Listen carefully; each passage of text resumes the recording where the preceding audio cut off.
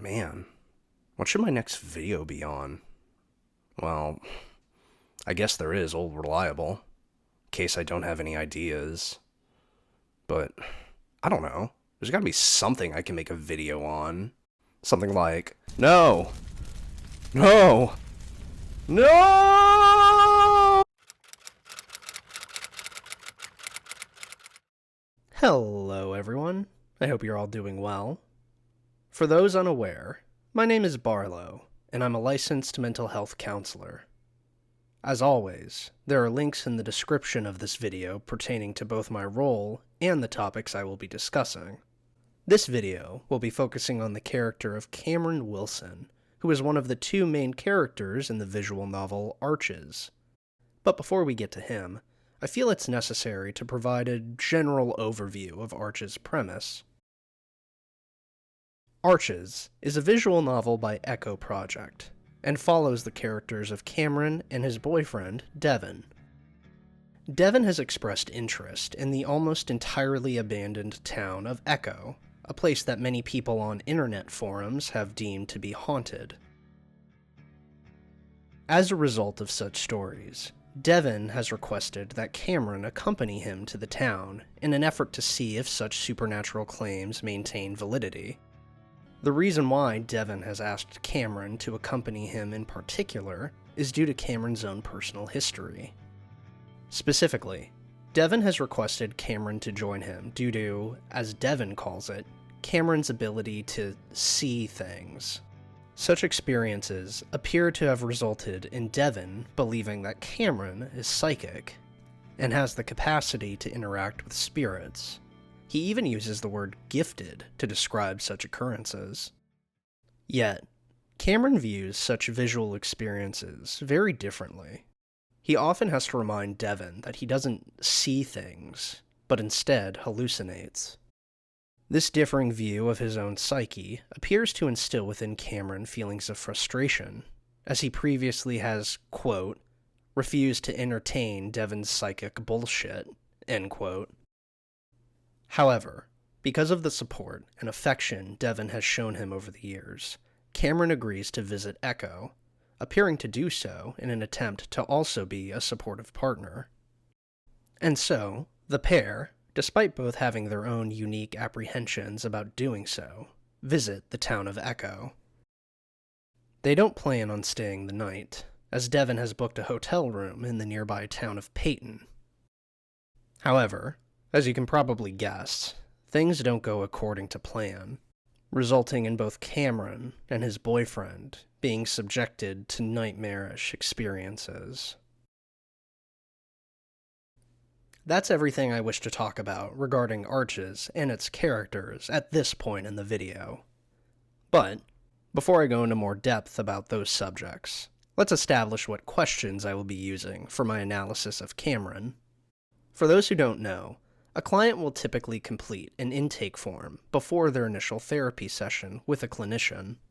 Such a form contains extensive questions pertaining to an individual's history and why they are enrolling into therapy.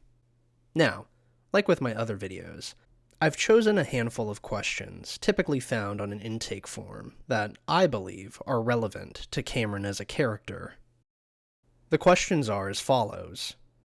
What is your relationship with your family like? Do you consume recreational drugs and/or alcohol? What have you felt in the past 6 months? What is your romantic relationship like? What are your coping skills? What are your goals for therapy? As I've said in my other videos, that last question is typically answered through collaboration between a clinician and a client. But, given the format, I will be answering it myself for Cameron. Now that the questions have been established, it's time for a more thorough analysis of Cameron and the issues he is facing. It is here that I'm going to provide a spoiler warning, as I will be going through both the plot of Arches and Cameron's backstory. So, if you haven't read Arches at this time, I encourage you to do so. I don't want to spoil the story, and I believe that playing the game prior to this video will benefit viewers, as I will be glossing over certain characters and plot events that aren't relevant in my treatment of Cameron. And now, with the introduction completed, let us examine Cameron and aid him as he attempts to stop moving in circles.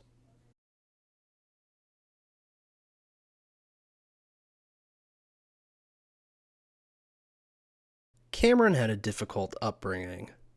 During his childhood, he grew up in a trailer park surrounded by both violence and substance abuse. In fact, Cameron had a friend who, unfortunately, was shot in the head while the two were still teenagers. Cameron also seems to have been significantly impacted by his parents' own personal issues. Not much information is provided in regard to Cameron's father. However, what we do know is that he was abusive and abandoned both Cameron and Cameron's mother. We are informed that Cameron's father committed suicide sometime in the middle of the 2000s.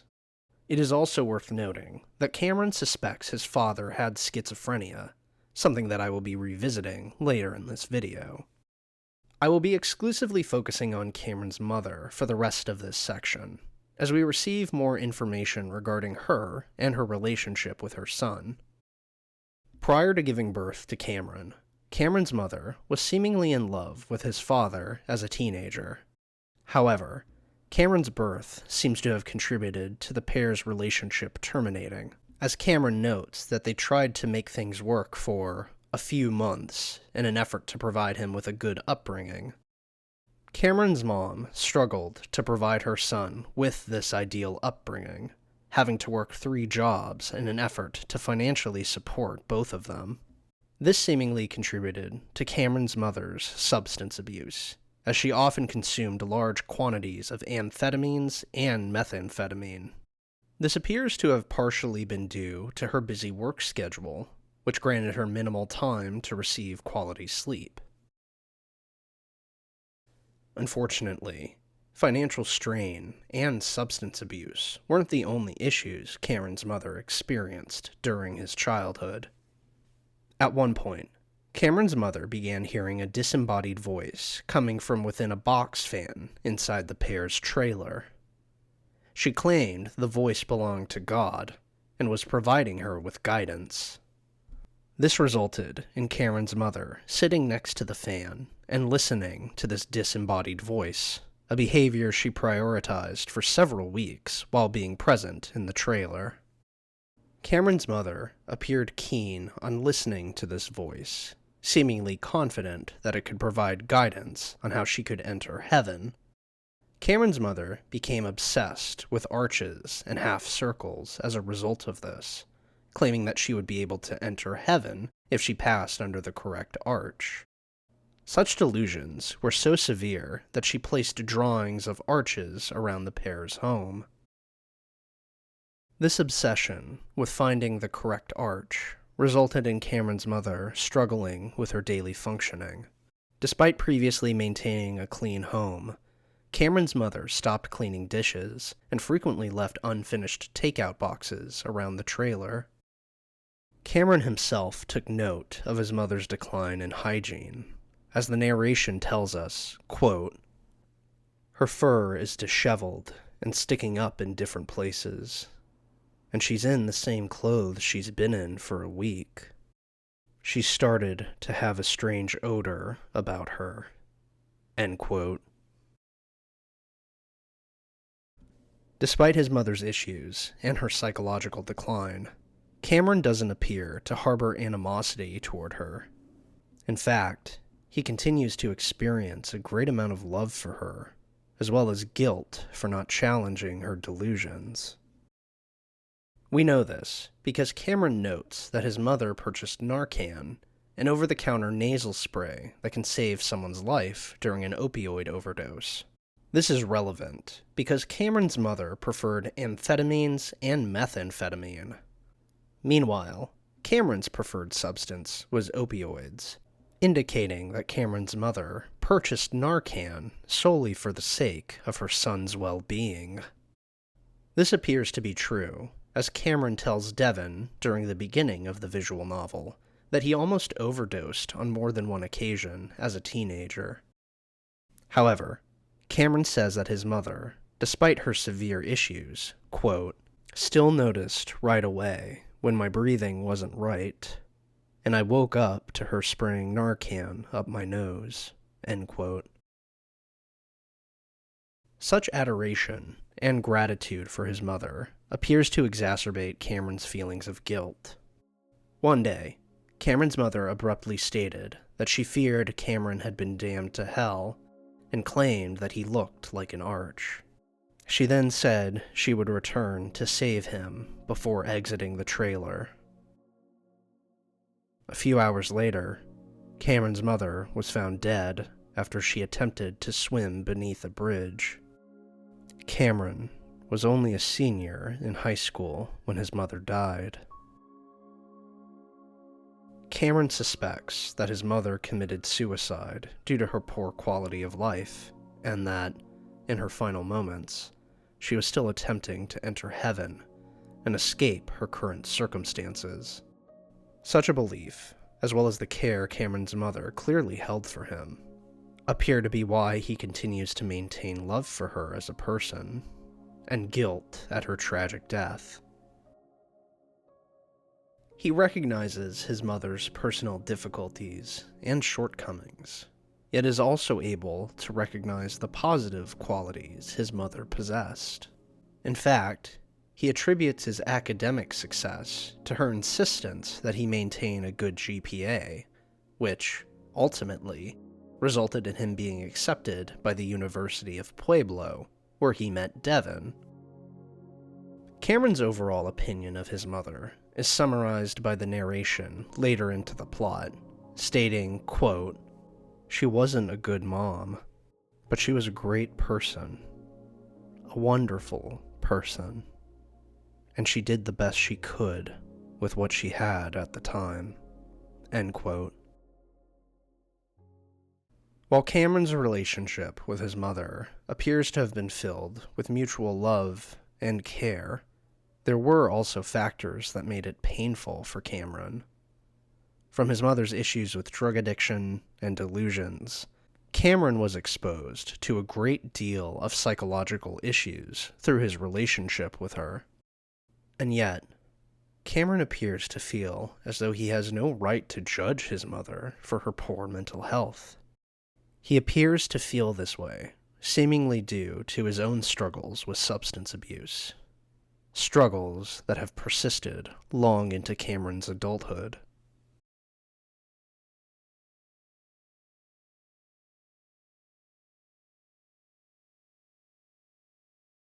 Cameron's mother possessed very minimal free time due to her busy work schedule.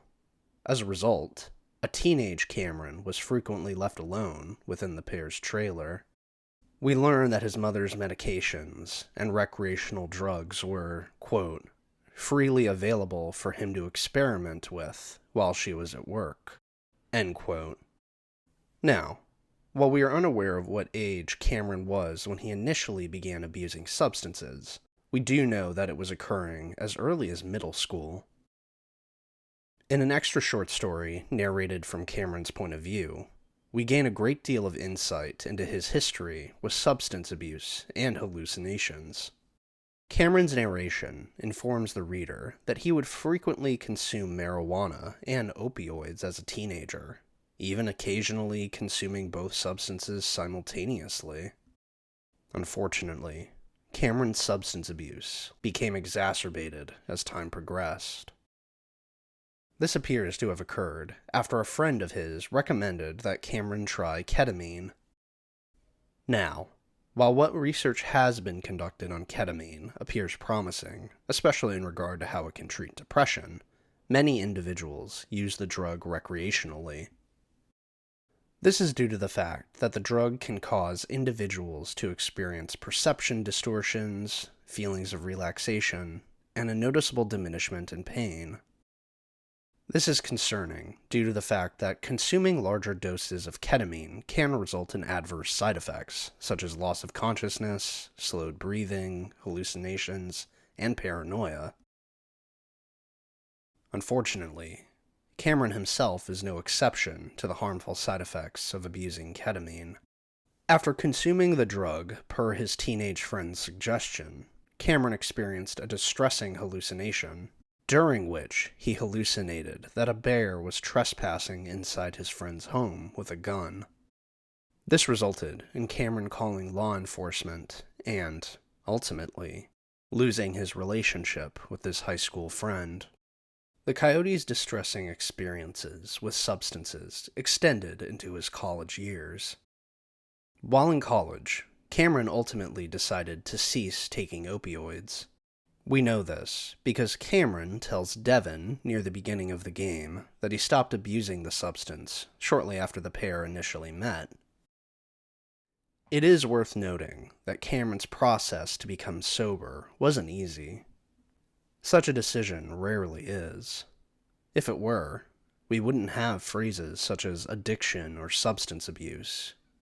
What made the coyote's own path to sobriety more difficult was, rather than gradually tapering off his overall opioid consumption, he decided to entirely stop all at once.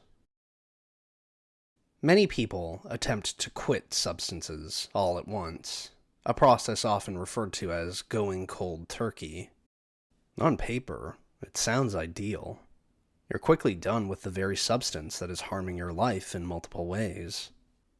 That's why so many people attempt this approach. Yet, quitting a substance you frequently abuse abruptly can come with many negative side effects. In fact, depending on the substance and the degree to which it is frequently consumed, terminating one's own substance abuse in such a manner can be lethal. For instance, let's say someone who has abused alcohol at consistently high rates for a lengthy period of time attempts to abruptly cease drinking altogether. Such an individual would be at risk for experiencing severe withdrawal symptoms, including but not limited to seizures, which can be life-threatening if the individual is not under medical observation. Fortunately, Cameron's cold turkey story appears to be successful, as he continues to maintain his abstinence from opioids. Yet, we are given a glimpse into the withdrawal symptoms he experienced while staying in a friend's basement for approximately 2 weeks. The narration describes the physical and psychological withdrawal symptoms that Cameron experienced, stating, quote, "Pool of sweat, shaking, having every bathroom issue possible, wanting to rip through his fur and skin, to run into the street, to run into a car. He cried constantly. He hated himself. He was worthless. He needed to die. He had to die. But at the end of those 2 weeks, he'd made it." End quote. Here, through the narration, we understand that Cameron exhibited symptoms very commonly experienced by those undergoing opioid withdrawals. He appears to have specifically experienced fluctuations in his body temperature, sweating episodes, difficulties with either urination and/or defecation, and emotional distress. And, while Cameron's cold turkey attempt in regard to his opioid abuse was successful, that doesn't necessarily mean his substance abuse issues are entirely over. Arguably, one of the most difficult aspects of struggling with addiction isn't getting sober, it's maintaining that state of sobriety. After a stressful day at work, you can't go out and purchase weed to relax. At your friend's birthday party, you have to decline the beer offered to you and be ready for people to ask why you aren't drinking. You have to say no every time, and that is what's so difficult about sobriety. It's why relapses are so common. Cameron himself is not an exception to this difficulty, and is seemingly aware of it. The narration, after detailing Cameron's cold turkey approach, proceeds to say, quote, The hard part is finding pills in a friend or relative's medicine cabinet months, even years later. The hard part is crushing those pills up in neat little lines of powder, staring at them, telling yourself you don't need it. You don't have to do it, but you do it. You always do it. No matter how many times you get clean. Unfortunately, that feeling will always be there. End quote. Cameron isn't alone in either his risk of relapsing or his overall issues with opioid addiction. The United States Food and Drug Administration claims that 2.7 million people ages 12 or older self-reported fulfilling the criteria for opioid use disorder in 2020. Approximately 65 to 70% of these individuals reported relapsing in their attempts to abstain from opioids.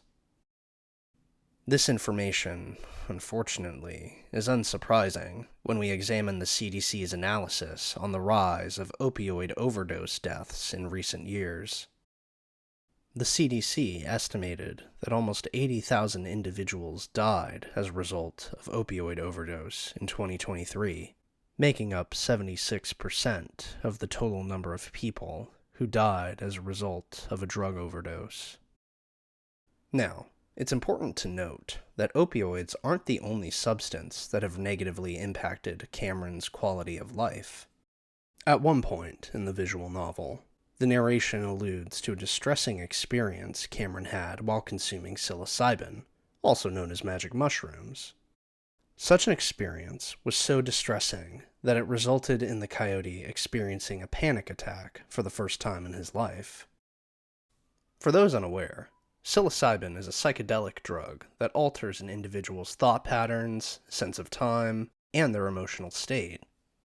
More specifically, consumption of psilocybin can result in one experiencing items such as euphoria, hallucinations, and changes in one's own consciousness.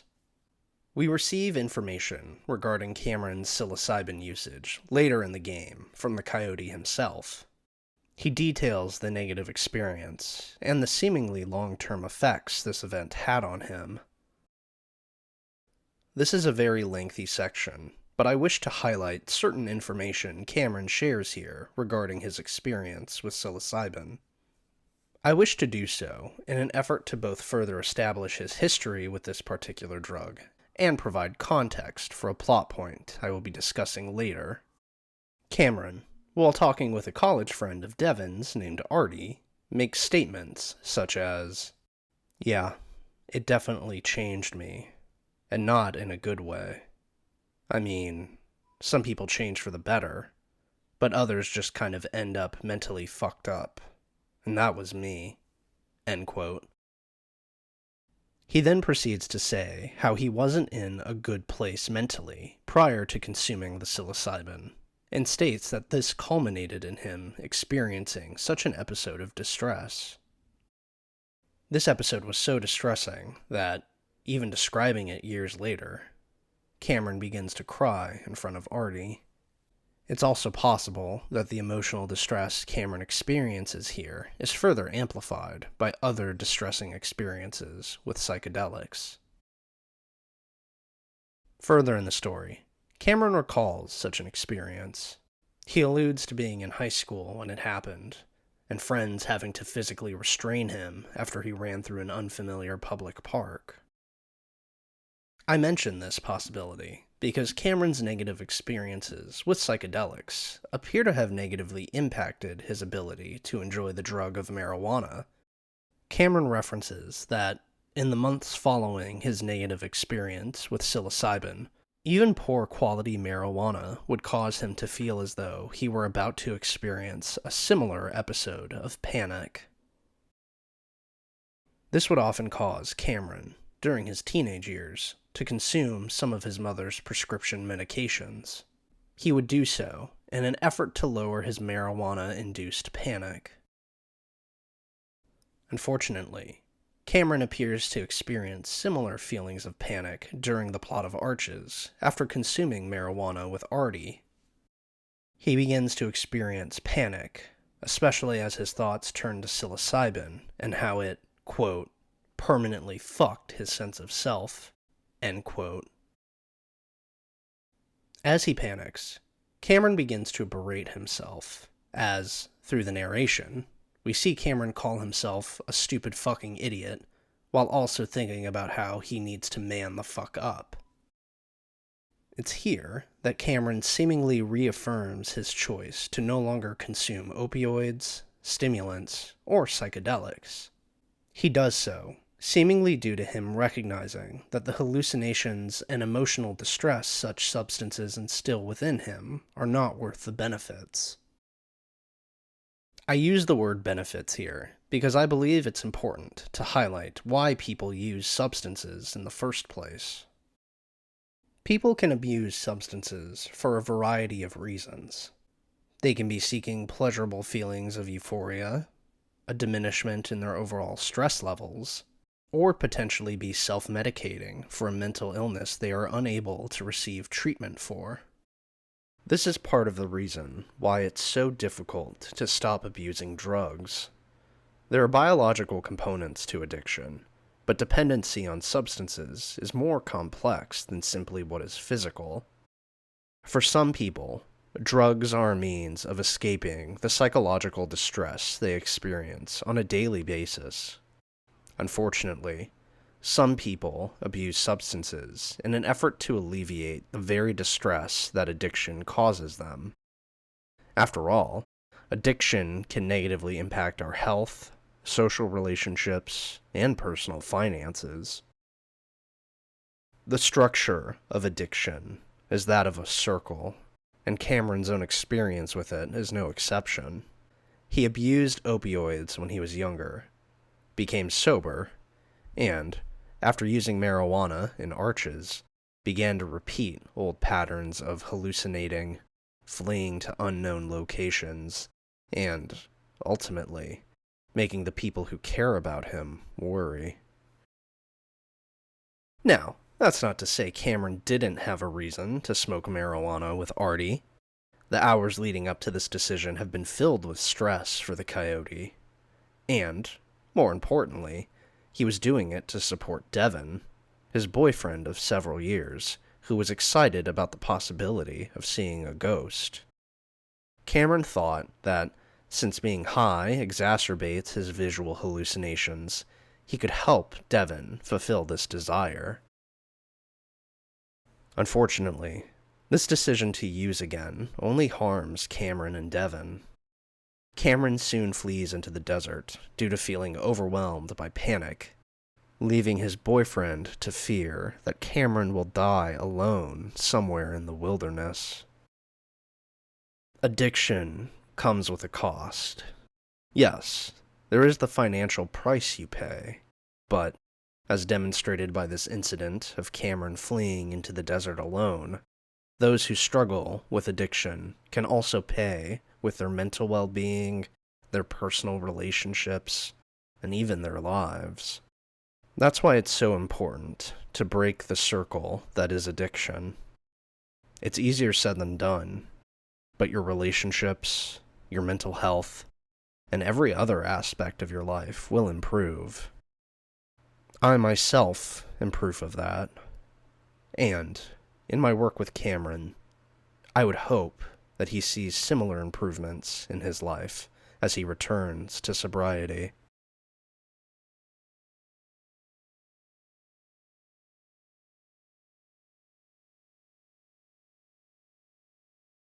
It would be an oversight to not discuss the character of Devin, or how both he and his relationship with Cameron impact the coyote. As previously stated, Devin is Cameron's boyfriend, and the coyote maintains a great deal of care for the bear. And who can blame him? After all, I sleep with my Devin body pillow every night. Prior to the events of Arches, we are given a glimpse into the pair's relationship, and their typical dynamic in the short story titled Halloween.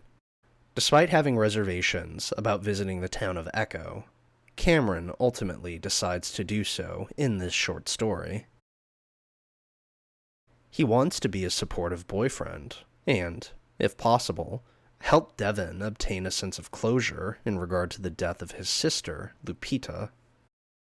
Cameron's reasoning is that, if the two are able to find a ghost, then it proves there is some kind of afterlife where Lupita currently is.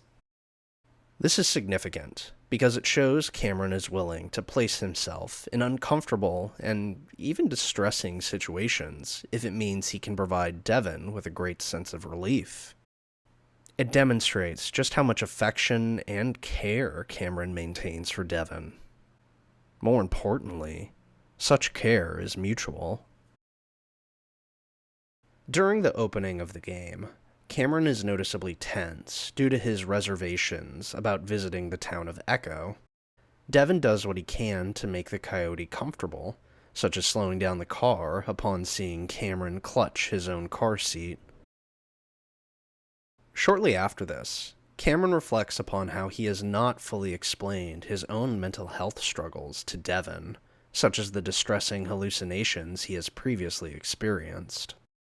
Such a lack of transparency appears to stem from shame and a fear of abandonment, as the narration says, quote, "Dev would leave if he told him everything," end quote. And yet, Cameron pushes through such fear during the game's opening moments. He does so after reflecting on everything the pair have been through as a romantic couple up until this point, and how Devin has seen Cameron at his, quote, "absolute craziest," end quote. So there's not only the previously mentioned care present in the pair's relationship, but trust as well. Such trust doesn't go unrecognized, as Devin goes as far as to even commend Cameron for his honesty, and says that he's happy Cameron is being more open with him. Unfortunately, the two's romantic relationship and its strengths are tested as the plot progresses. Prior to dating Devin, Cameron had another boyfriend named Dylan. Based on the information we receive in Arches, we learn that Dylan and Cameron maintained an abusive relationship. During one of the earlier supernatural events in the game, an unknown entity antagonizes Cameron. It demeans Cameron, first saying that he would remain alive for anyone, even someone who mistreats him. The entity then proceeds to say, quote, "You fucking begged Dylan not to leave you, just weeks after he punched you and gave you that scar. The one you said you got from falling against a cabinet. You're sick," end quote. I highlight this because it touches upon my previous point in regard to Cameron's shame for his mental illness. It also emphasizes how the abuse Cameron experienced in his previous relationship is currently impacting his dynamic with Devin. It's distorting his perception of his relationship with Devin, and he often struggles to view their dynamic in an accurate manner due to painful memories such as this one. After this distressing supernatural encounter, Cameron and Devin attempt to leave Echo via Devin's car. Devin, being the good romantic partner he is, recognizes that the pair are both very distressed. He attempts to compromise with Cameron by scheduling a conversation with the coyote in regard to what just happened when they get to safety. Such scheduling behavior is something I've encouraged in previous videos, such as my Mark one. Unfortunately, we see that Dylan's abuse of Cameron is still impacting the coyote here, as well as his relationship with Devin. Cameron recoils during the pair's drive upon seeing Devin grit his teeth, quote, "like how he did on a daily basis with Dylan," end quote. Cameron then proceeds to reflect on this reminder of his abusive relationship with Dylan, as the narration says, quote, "He shouldn't ever feel afraid of Devin. He doesn't need to," end quote. Cameron's lingering psychological scars from Dylan are on further display as the narration reads, quote, "Things had always felt unequal in their relationship, but it was rare for Dev to just say it out loud, to tell the coyote what's good for him, even though Cameron told him what he wanted. It's nothing like it was with Dylan, but the feeling is similar, and Cameron doesn't like that." End quote. At one point, Devon's car is in an accident and becomes unusable. Cameron believes he witnessed something prior to the accident and attempts to pursue whatever it was he saw, despite being in the wilderness late in the evening. Devon attempts to stop him, and, once again, the long-term effects of abuse are on display here, as the narration reads, quote, "Cameron flinches and raises his arms up, crossing one wrist over the other, covering his face like he thinks Dev is going to..." End quote. Cameron reflects on this, specifically how Dylan would call him an idiot and utilize physical violence to emphasize this point. Cameron hasn't told Devon about the abuse he experienced with Dylan, and experiences a great deal of fear at the possibility of doing so, as he sometimes attempted to defend himself by punching Dylan.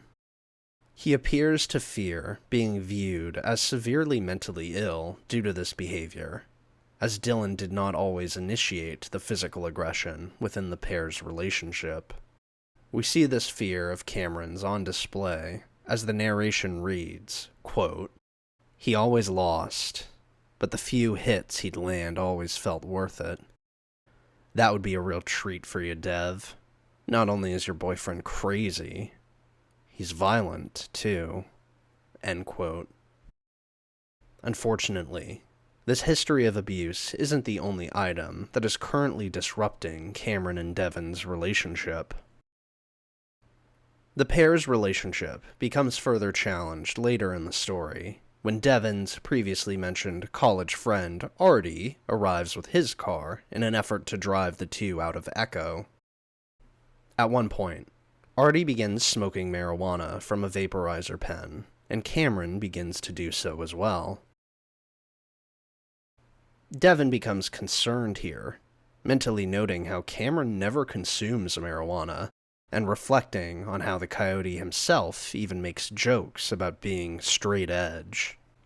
Cameron asks Devon if he should take another hit from Artie's pen at this point in an effort to become more high. Devon attempts to discourage him from doing so, only for Cameron to become aggressive and even somewhat judgmental, as he tells the bear, quote, "I never complain when you drink."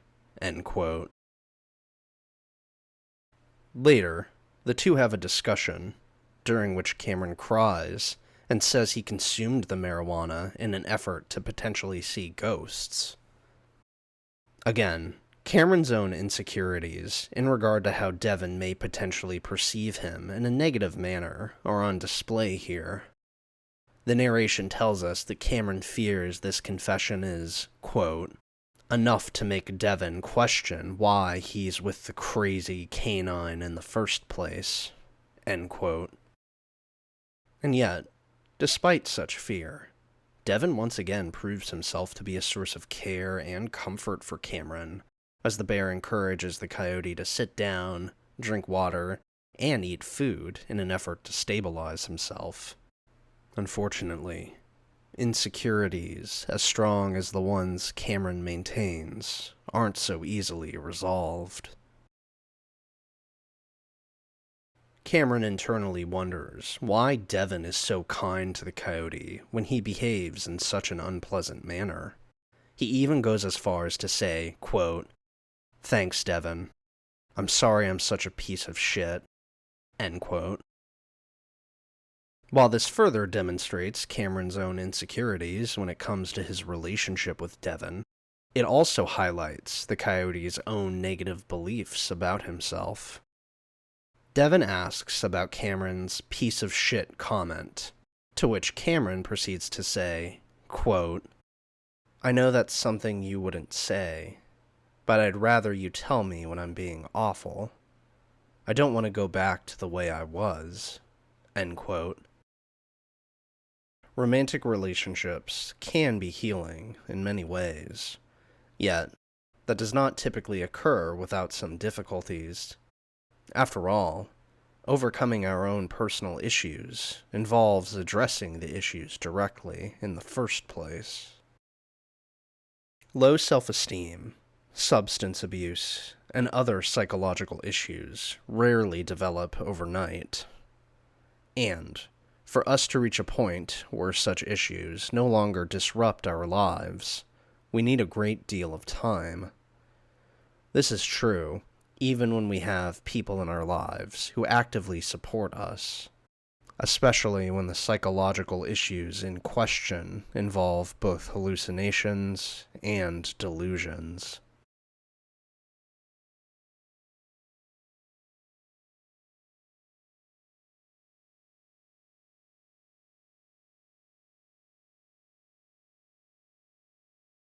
Cameron appears to satisfy the criteria for the mental illness known as schizophrenia. Now, before I proceed with examples that demonstrate this claim, I feel it's necessary to provide a general overview of what schizophrenia entails as a condition. According to the NHS, the core attribute of schizophrenia is when an individual may, quote, "not always be able to distinguish their own thoughts and ideas from reality," end quote. Now, that's a broad definition, so let's delve into more specific ways in which schizophrenia manifests. After all, much like other mental illnesses, not everyone who meets the diagnostic criteria for schizophrenia experiences it in the same exact manner. Common symptoms of schizophrenia include items such as hallucinations, beliefs not based in reality, disorganized speech, self-isolating behaviors, and difficulties with maintaining personal hygiene.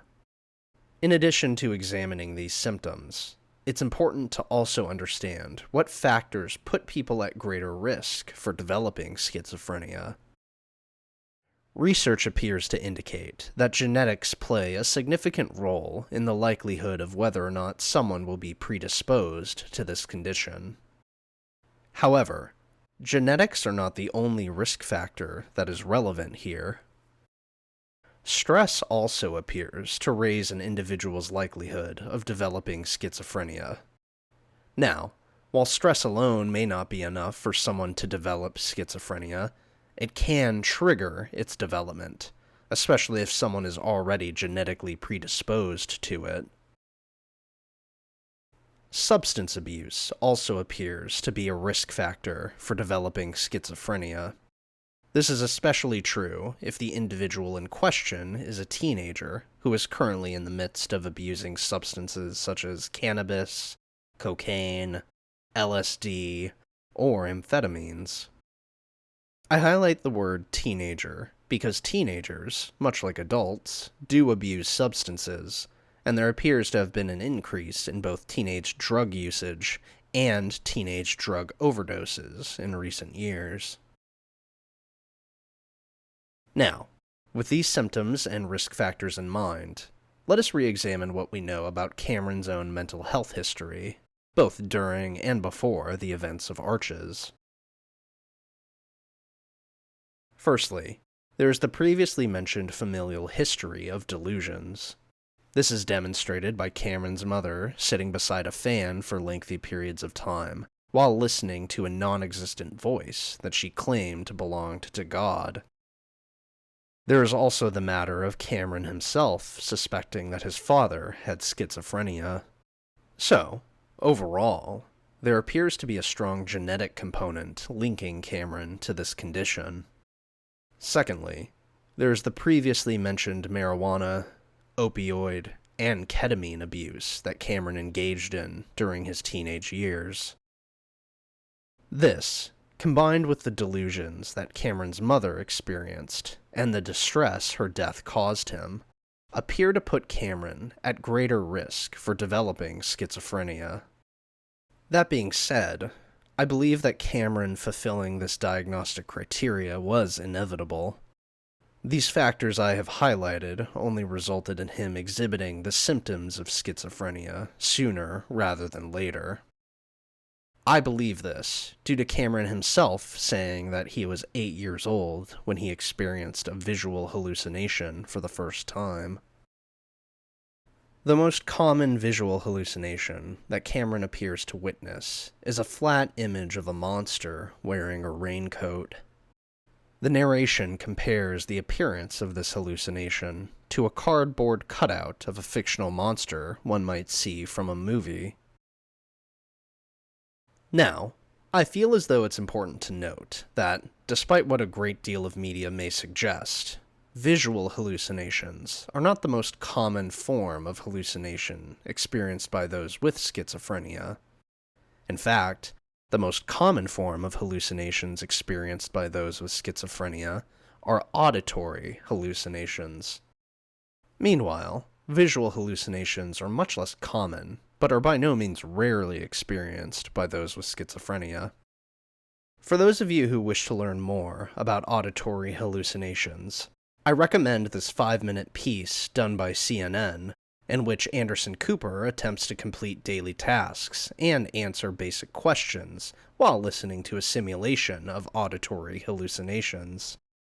It does a fantastic job of demonstrating just how difficult it can be to maintain daily functioning and even basic concentration for people who have schizophrenia.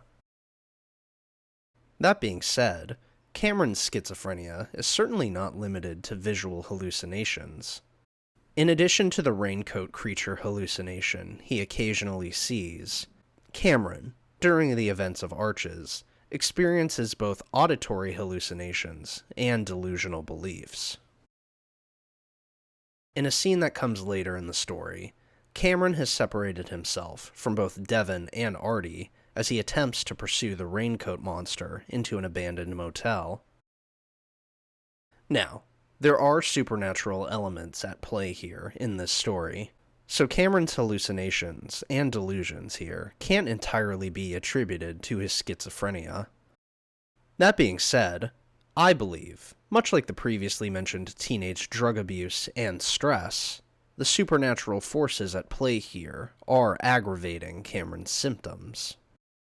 I believe this because, while in the motel, we learn that the visual hallucination Cameron refers to as the raincoat monster has never physically moved prior to this moment, having always remained still until Cameron looked away from it.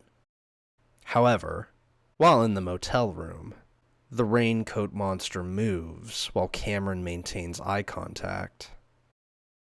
The narration comments on this difference, saying that the raincoat monster here is, quote, almost like an imitation of the one he's gotten to know so well, the one that almost became a companion of sorts in his childhood, end quote.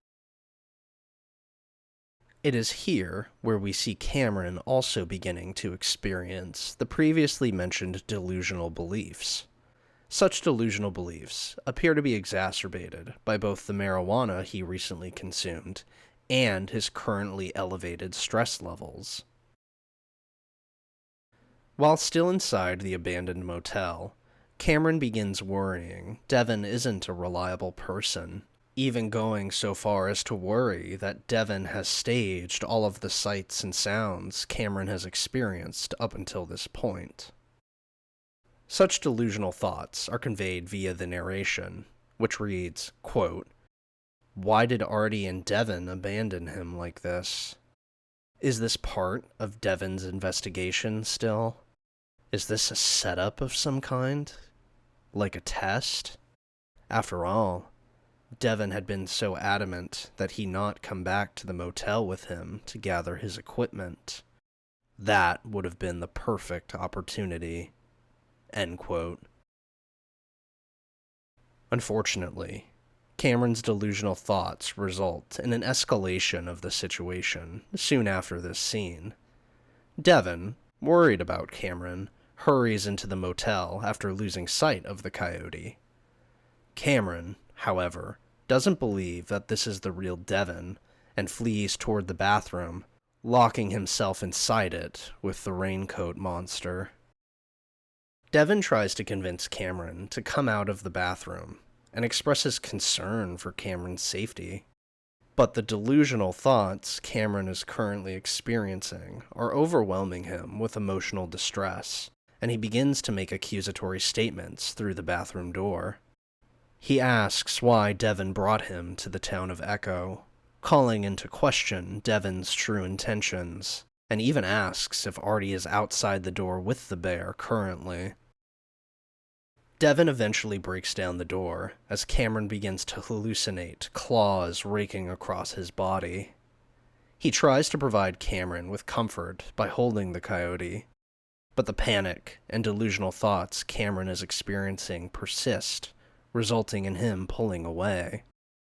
He demands to know whether or not this trip to Echo was a setup, and soon flees into the desert that surrounds Echo, leaving a crying Devin behind.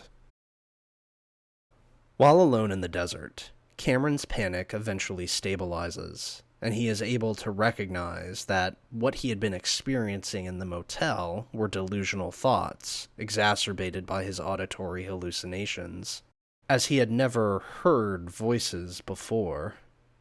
He then begins to hyperventilate, as he becomes instilled with the desire to run back to Devin and apologize. Internally, Cameron reflects upon such delusional thoughts and how they influenced his behavior, saying, quote, "Of course Devin wouldn't fuck with him over this, and Cameron can't understand why he'd thought that. It seemed like a possibility just 5 minutes ago. If he's crazy, he doesn't want Dev to see it." End quote. Cameron then begins to worry that Devin is doubting the future of the pair's romantic relationship, and starts imagining Devin becoming exhausted by the coyote's mental health. For a moment, it seems as though Cameron is about to begin panicking again. But, instead, Cameron proceeds to challenge such catastrophizing thought patterns. Specifically, Cameron verbally says to himself aloud, quote, stop it, I'm not mom," end quote. He then is able to challenge an auditory hallucination he is experiencing here by telling it that Devin is safe. More importantly, Cameron is able to distinguish between this hallucinated voice and his own internal thoughts, highlighting differences in both the content of his own thoughts and this voice. Keep this in mind for later in the video.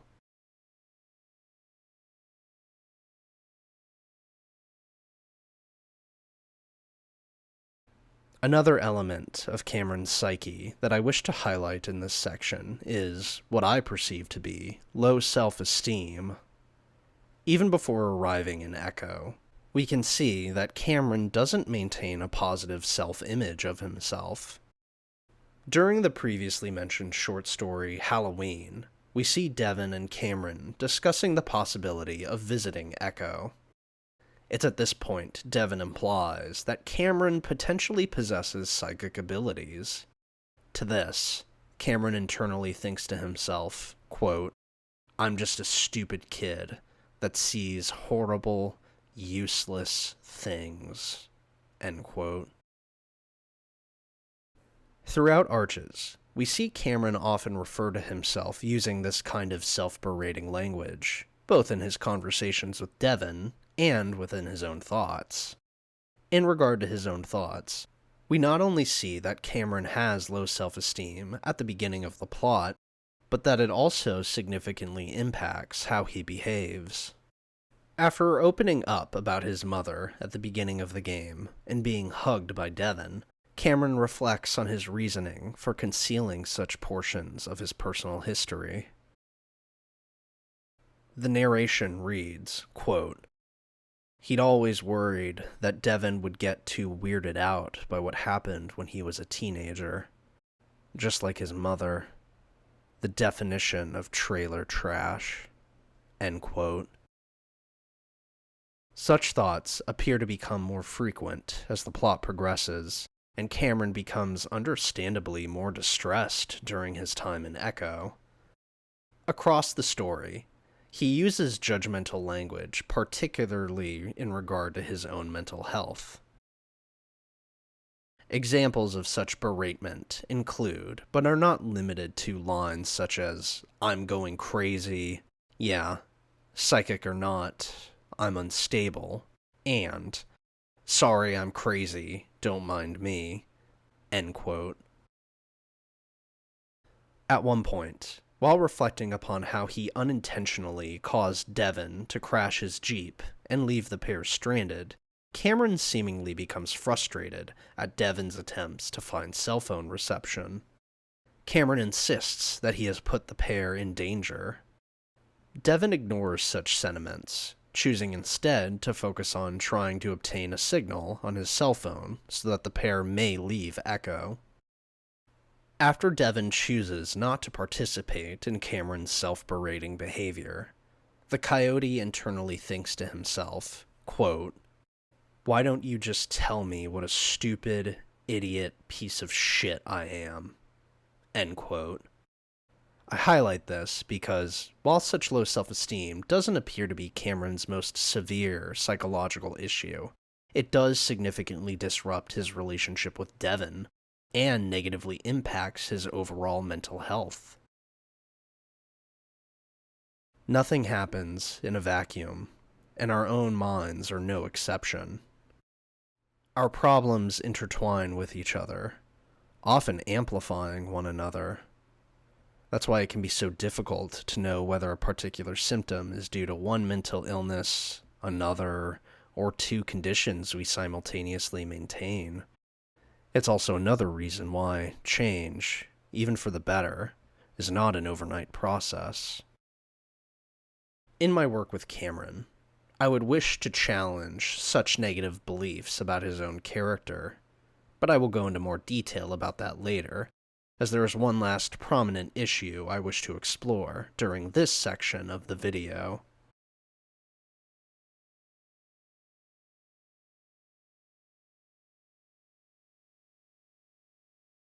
It's time to talk about both Brian and the second half of Arch's plot. Up until this point, I've primarily focused on the first half of Arch's plot, as well as the short story that depicts Cameron and Devin's decision to visit Echo together. I felt it was necessary to wait until this point in the video to describe the second half of the game for two reasons. Firstly, I felt that focusing on the first half of the story would provide necessary context. Specifically, there are late story plot points that exacerbate Cameron's already distressing issues, and even provide the coyote with new challenges. My second reason is that the diagnosis for post-traumatic stress disorder is much more complex than the diagnostic criteria for more common mental illnesses, such as major depressive disorder or generalized anxiety disorder. But I will go into more detail about that shortly. For now, let us touch upon key plot points of the game's second half. At one point in the woods, Cameron is separated from both Devin and Artie. He awakens in a trailer belonging to Brian, one of the last remaining residents of Echo. He warns Cameron that something is out in the woods, and encourages Cameron to remain indoors. Seemingly in an effort to pass the time, Cameron and Brian begin conversing. Cameron quickly warms up to the bear, feeling understood due to Brian also experiencing distressing hallucinations. Soon enough, the topic of drugs comes up, and the pair bond over their experiences with substances as well. After a series of questions in regard to Cameron's substance usage and hallucinations, Brian abruptly asks if Cameron has done more trippy drugs. Soon after this, Cameron realizes that a drink Brian gave him contained psilocybin and begins to panic as he experiences vivid hallucinations. Cameron tries to escape, only to be tackled by Brian and threatened to be knocked unconscious by the bear. Brian makes a flirtatious comment and proceeds to hit Cameron as the coyote screams for help. It's here where Brian reveals his supposed true intentions, which involve Cameron speaking to some people and, by doing so, somehow fixing all of Brian's problems. If he complies, Brian claims he'll let Cameron go. Brian then forces Cameron to consume what is supposedly Xanax, an anti-anxiety medication, but the pill appears to be counterfeit, meaning that it is likely cut with opioids. Brian slaps Cameron when he doesn't initially comply to consuming the pill. Soon after, Brian reveals that Devin is restrained nearby, and that, if Cameron tries anything, he'll shoot Devin in front of Cameron, and eventually kill Cameron as well. Over the course of the next several hours, Cameron is treated to further episodes of threats and physical violence whenever he behaves in a manner that Brian deems to be undesirable. Eventually, Brian snorts a substance and begins carrying Cameron to a different location.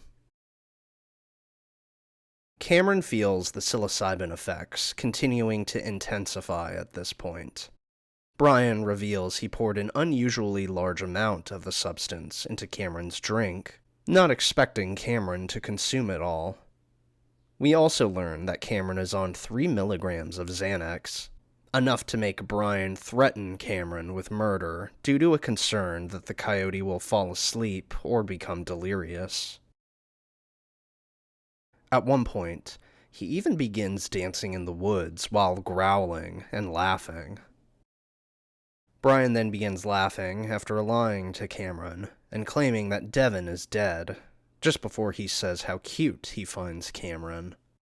Brian continues to behave in a sexually aggressive manner, proclaiming that bath salts increase his libido so much that he has been historically able to continue torturing other men, despite said men defecating in their pants. Eventually, after catching Cameron in a lie, Brian begins shaking the coyote and appears to strongly consider murdering him as his paws are wrapped around Cameron's throat. It's here where the psilocybin's full impact begins, and Cameron proceeds to experience a depersonalization episode. For context, depersonalization is the detachment from one's own sense of self, often resulting in emotional numbness and robotic behavior. Unfortunately for Cameron, this experience of depersonalization appears to be exacerbated by all of the distress he has experienced in the story up until now. Cameron himself seems to be aware of this, as the narration reads that he, quote, isn't sure he's ever going to feel the same again, end quote. He experiences visions of violence, which involve him, Devin, and Brian.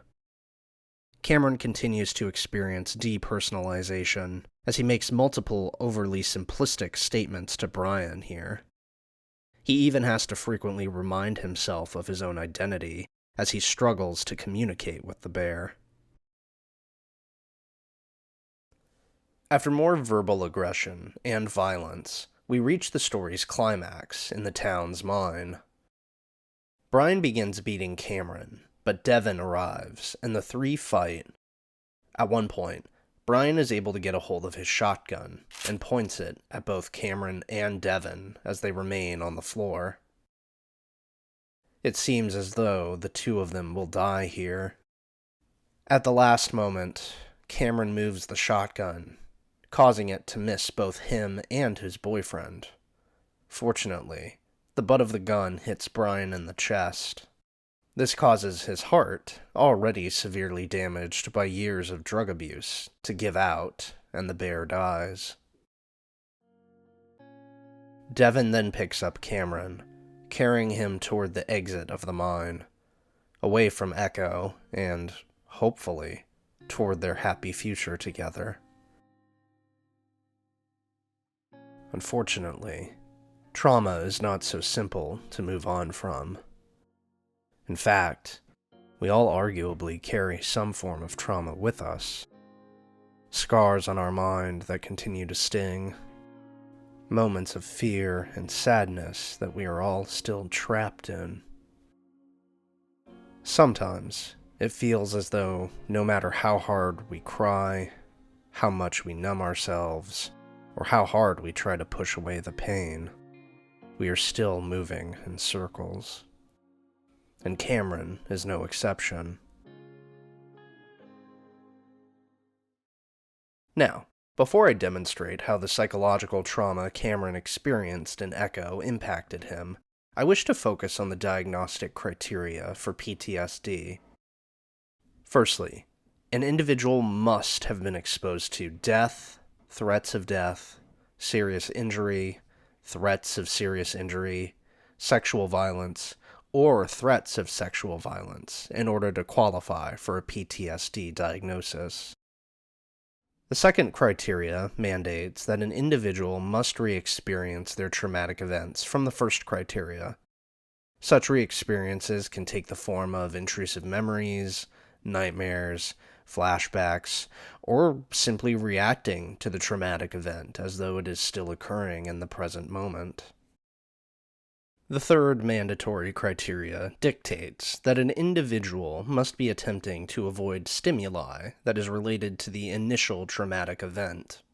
This can take the form of the individual avoiding the act of recalling the event itself, or even avoiding the emotions that they continue to experience because of the traumatic incident. Now, such avoidance doesn't have to be entirely internal, as someone can avoid external stimuli that serve as reminders. This can include avoiding items such as certain locations, objects, or even people that remind them of the traumatic event. The fourth criteria states that an individual's emotional distress related to the trauma must become exacerbated over time. Items that fulfill this criteria include difficulties with recalling aspects of the traumatic event, developing negative beliefs about oneself or the world, engaging in self-isolation, and decreasing the frequency in which they perform historically enjoyable activities. The fifth criteria states that an individual must be experiencing a noticeable increase in negative behavioral reactivity. This can include items such as aggression, a diminishment in sleep quality, concentration difficulties, and hypervigilance. The sixth criteria is time-oriented. To fulfill this criteria, an individual must be experiencing the previously mentioned symptoms in criteria number 5 for at least 1 month's time. The seventh criteria dictates that symptoms must impair an individual's functioning in their daily life. This can apply to either the individual's social or professional life. For instance, an individual may struggle to maintain friendships, or they can struggle to complete work assignments and meet deadlines. The eighth and final PTSD criteria specifically dictates that all of these listed symptoms cannot be the result of medication side effects, another mental illness, or substance abuse. Such symptoms must be directly related to the traumatic incident that an individual experienced. Now that we have established the criteria for PTSD, let us examine the final portion of Arches and Cameron's difficulties after his visit to Echo. After Devin and Cameron leave the mine, there is a time skip. It begins with the line, quote, "The terrible change comes almost exactly 3 weeks later." Cameron had been feeling strange ever since they got back home, like he wasn't quite himself, end quote. Cameron's already poor self-image appears to have become worse, as he seemingly views himself as a broken road after Echo. Cameron is also struggling to not engage with what is initially described as a voice inside his head. It takes the coyote a large amount of effort to remind himself that these are merely negative thoughts and flashbacks to his time in Echo, not an actual voice he is hearing. We are told this is a daily struggle in his life now. The coyote also begins experiencing disruptions in his sleep, sometimes awakening in the middle of the night and beginning to cry because he believes he's back in Echo, as opposed to being in the home he shares with Devon. Unfortunately, the coyote's difficulties only worsen upon returning to work in customer service, something Cameron desired to do in an effort to reestablish a sense of normalcy in his life. Cameron, one day, encounters a rude customer who aggressively insults him. The narration states that this is typical, and Cameron experiences similar interactions with customers such as this once or twice a week. But, despite this being somewhat of a regular occurrence, Cameron's reaction to this particular customer isn't. He begins to cry, and he struggles to understand why he is so emotional, noting that he typically does not react in this way to other rude calls he regularly receives. Cameron then proceeds to experience a flashback to Echo. The auditory hallucinations he experiences as a result of his schizophrenia appear to further distress him and make it difficult to ground himself as this flashback proceeds. He becomes full of panic and confusion. Cameron is soon unable to recall where he is currently located and proceeds to smash his computer keyboard. Shortly afterward, Devon finds Cameron crying and has to drive the coyote to the hospital due to his stitches being reopened. Cameron's mental health, unfortunately, further declines, as the narration reads, quote, "About 7 months after Echo, and 6 months after his first episode, Cameron feels worse than he did right after Echo," end quote. It is also worth noting that the auditory hallucination Cameron experiences occasionally taunts him and laughs at Cameron in a manner that is similar to how Brian mocked the coyote. Cameron's interest in hobbies and art in general is noticeably absent, despite previously worrying about his ability to play guitar again due to his arm injury. The narration reads, quote, "Like a switch, his interests, his motivation, his want to do anything productive or useful seemed to just turn off," end quote. It is also worth noting that, at one point, Devon internally takes note of several symptoms Cameron is experiencing. His internal monologue is conveyed via narration, which reads, quote, "Lack of motivation, lack of interest in things that once gave pleasure, lack of expressive emotions, and moments of confusion and disorganized thought," end quote. Even attempting to take his prescribed psychiatric medication seemingly reminds Cameron of his own trauma from Echo, as Cameron experiences a panic attack upon tasting a prescribed Xanax pill and is unable to consume the medication due to this reaction. Cameron appears to now view himself and his ongoing distress as, quote, "some kind of freak show," end quote. We also see Cameron experiencing a desire to die at times, a desire that stems from the coyote wanting his persistent and frequent emotional distress to cease. Despite eventually finding a psychiatrist he trusts more than his previous ones, Cameron still experiences a prolonged crying episode as he attempts to take his first dose of a new medication prescribed by this clinician. Cameron is also experiencing difficulties in regard to his social relationships, most noticeably within his relationship to Devon. In addition to Cameron's libido being significantly diminished, there seems to be a noticeable decrease in the amount of his quality socialization. The narration informs us that the two rarely ever leave the house, appearing to remain indoors and isolated. So Cameron and Devon are not consistently interacting with others, nor are they frequently engaging each other in sexual activity. Such factors appear to result in Cameron becoming aggressive in his interactions with Devon during multiple sections of this portion of the story.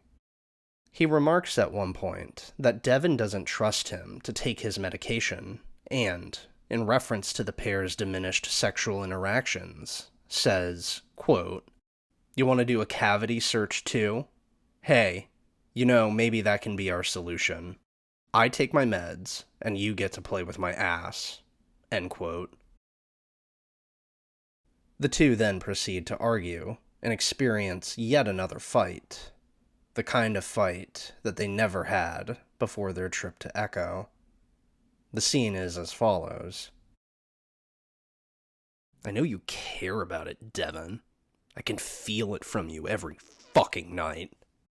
Are you kidding me right now?" Devon's voice trembles with emotion. He's more hurt than angry. Cameron should do something to help him, to soothe him, but instead, he wants this fight. For a moment, he even wants Devon to hit him, to punch him right in the face, and end everything as they know it. Not much for them to lose, anyway. Kill him. Grab one of the knives. Imagery flashes in his mind's eye of a knife sticking out of Devon's neck. An imagined scene he never asked for, but it's insistent, showing him various ways he can use the knife. It would free Devon from the burden that is Cameron's brain. Why do you want me to take my meds when I don't want to, anyway? Pretty different from college, right? This is so different, Cameron. I know I talked shit on stuff like that before, but this is not the same. Yeah, because this is actually dangerous. It's because I'm a problem to you now, and you just want me to take whatever will make me act halfway normal, even if it makes me feel like shit. I want you to get better. I'm not going to get better, Devon. This is permanent. That doesn't mean you can't get better. That's the whole point. And then I'll relapse. If you relapse, we help you get better again. You probably won't even be able to get off the meds. I don't even care about the stupid voice anymore, or even the tics. No, I'll make you care, you piece of shit. Shut up! Cameron's shout reverberates through the kitchen, and he senses all the typical emotions he gets from Devon these days. Worry, distress, fear, pity. Tick, tick, tick. Cameron takes a second to refocus his scattering mindset, his train of thought that seems to derail mid-sentence. It feels like my soul has been sucked out, and I don't know if it's the meds, or the crazy, or just me, but I hate it. I hate it too. I hate it so fucking much. I hate that you feel this way. That's why I'm doing this. But you don't even have a fucking clue what this is like. No one does. They just think if you're on your meds, all's good. You're right, I don't. But you're all I think about almost every minute of the day because I see you suffer, and I want to stop it. Lies. Idiot. Fucking faggot. Better to stab yourself if you won't stab him. I'm probably suffering because of the meds. It's like back in college, but 10 times worse. I can't write, or even listen to music anymore. I don't want to do anything. Come on, Cameron. This is the main reason people relapse. Remember what the psychiatrist said about time and patience for yourself. But what's the point of taking meds if I feel this way? This isn't living, Dev. You need time. A year at least. And maybe then we can start tapering off, but not now. How the hell will I get off of this shit if I'm constantly spazzing out like a freak without it? They're already speculating I'm treatment resistant. That idea makes his stomach churn with dread and anxiety, and he even feels his diaphragm tensing up just slightly. He's read too much medical literature, enough to tell him he'd likely have a shitty quality of life, up to 30 years off his life expectancy, and no end to being a burden on the people around him. Cameron feels a burst of anxiety from Devon, too. Then we'll try again, right? While Cameron never thought hard on what he might do, he does suppose he'd consider ending it. If this is how the rest of his life will play out, he's sure he will, eventually. But only when Devon isn't here to take that blow. Hates you. Wants you to die. The voice continues to talk, and Cameron rubs his ear, trying to ground himself, emotionally exhausted and feeling detached. Right. The obvious signs of Cameron's symptoms being aggravated seems to bring Devon back down as well. The bear quickly hugs Cameron. I'm sorry, and I just want to remind you that she was talking hypothetically about you possibly being treatment resistant, so we can prepare for anything. Despite his sore, sensitive skin, it feels good after the burst of anger and despair. I'm just sad. I'm sad because I had such a good life with you, and it feels like it was just yesterday, but it's just gone now. It's strange that he can remember his past life so vividly. The feeling of his brain being semi-normal. Devon squeezes him tighter. You always talk about the new you, and how we just have to wait for him to get here. We'll have a new life. It'll just be a rough couple of months. Maybe a bit longer. Cameron sniffles. What day is it, anyway? Like the 15th? The 24th, I think. I forgot that your birthday was last week. I just remembered now. Devon laughs. Honestly, me too. Finally, there is the issue of Cameron no longer playing music.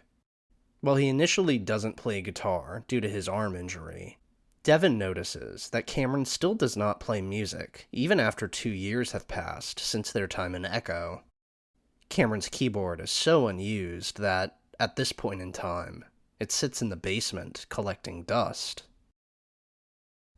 Overall, Cameron does seem to fulfill the criteria necessary to be diagnosed with PTSD.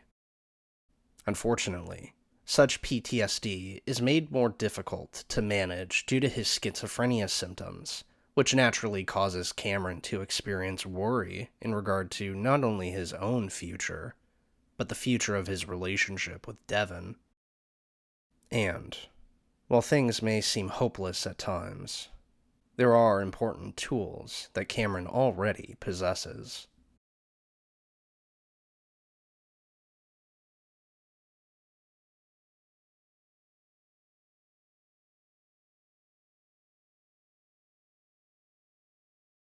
Now, while Cameron may have several issues that frequently exacerbate one another, the coyote isn't without hope.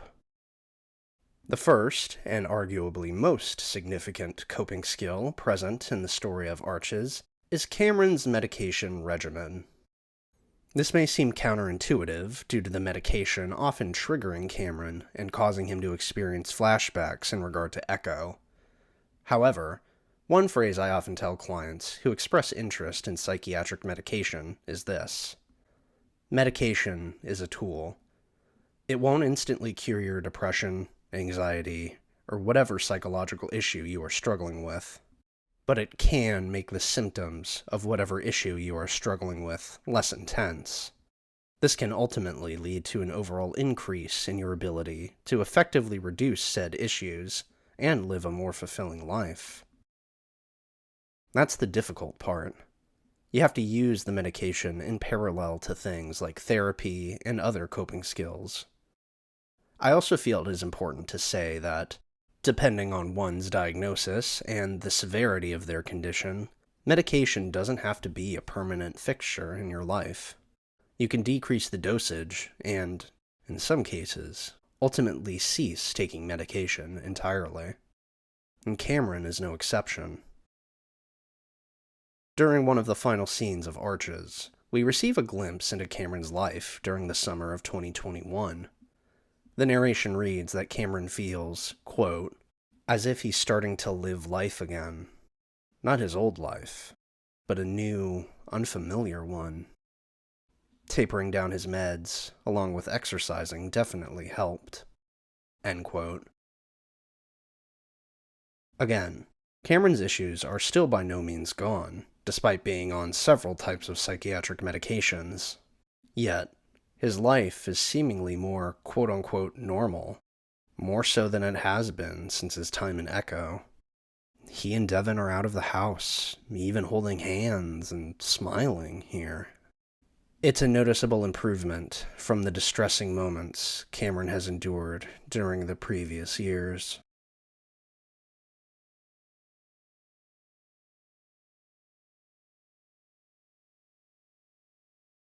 Cameron is passionate about music, specifically playing the acoustic guitar and piano as instruments. In addition to being a music major in college, we learn that Cameron attempted to start a music career after signing a contract with a record label at one point. Unfortunately, Cameron was unable to start a music career due to being dropped from the record label, who refused to release any of the music the Coyote had written. Such an event appears to still be negatively impacting him, even before the more distressing moments of his time in Echo occur. We know this because, while waiting for Artie to arrive, Cameron finds his guitar, which has been inside Devin's car for at least a year. Cameron proceeds to reflect on being dropped by the previously mentioned record label. To such memories, he says, quote, "I fucking deserved it," end quote. Unfortunately, the traumatic events Cameron faced in Echo have only worsened his relationship with music, despite its apparent significance to him. Due to his pinky and ring finger being damaged as a result of Brian's violence, Cameron continues to delay his guitar playing. And yet, the chance to one day be physically able to play guitar again does seem to motivate Cameron early on in his attempt to return to a normal life. While he has stopped playing guitar, the phrase, "for now," is utilized in the narration, indicating to me that the ability to play music is a source of motivation for the Coyote at this point in his treatment. For now implies that there will be an eventually, something to look forward to when it inevitably occurs. It's important to have events, hobbies, and other things to look forward to in our lives, as looking forward toward things can give us direction. It's a reminder that we don't have to be trapped in the present or the past. Unfortunately, Cameron seems to have reached a breaking point as, after beginning to listen to music again, Cameron ultimately makes the decision to not play his guitar anymore. There is also the previously mentioned dust-ridden keyboard that continues to not be played. While music has played a significant role in his life in the past, Cameron is seemingly unable to maintain his previous relationship with it due to both the physical and psychological injuries he has received. I will talk more about this during the goals section of the video, but our relationships with art don't always remain the same. Situations, and even ourselves as individuals, change, and, As a result, the coping skills we have used up until now sometimes need to adapt accordingly.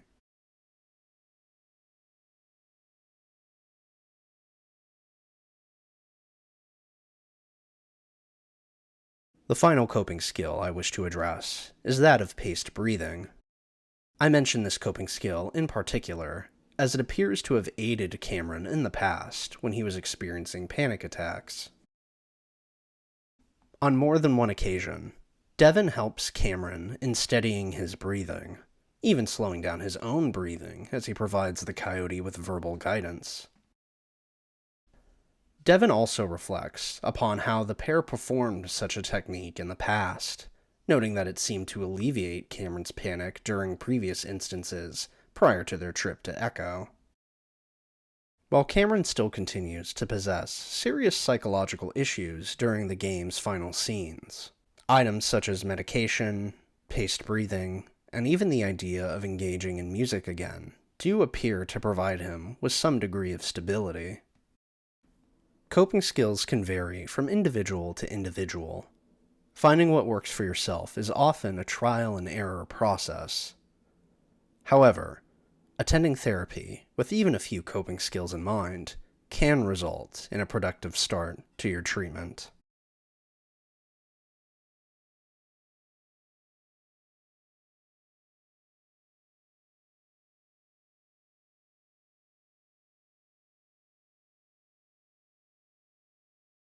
Whenever a client with a history of substance abuse attends an intake session with me, I always like to directly ask them what their goal is in regard to substances.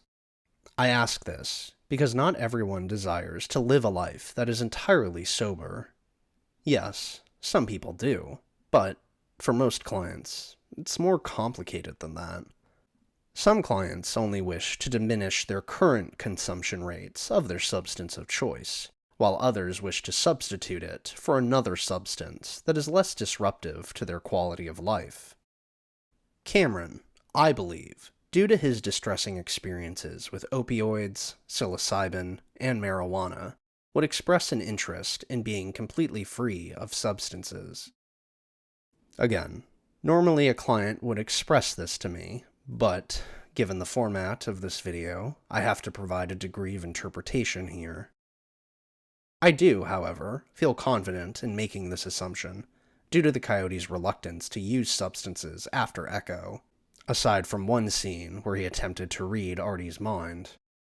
If the coyote were to express an interest in living a sober life, as I suspect he would, I would explore his motivations for doing so.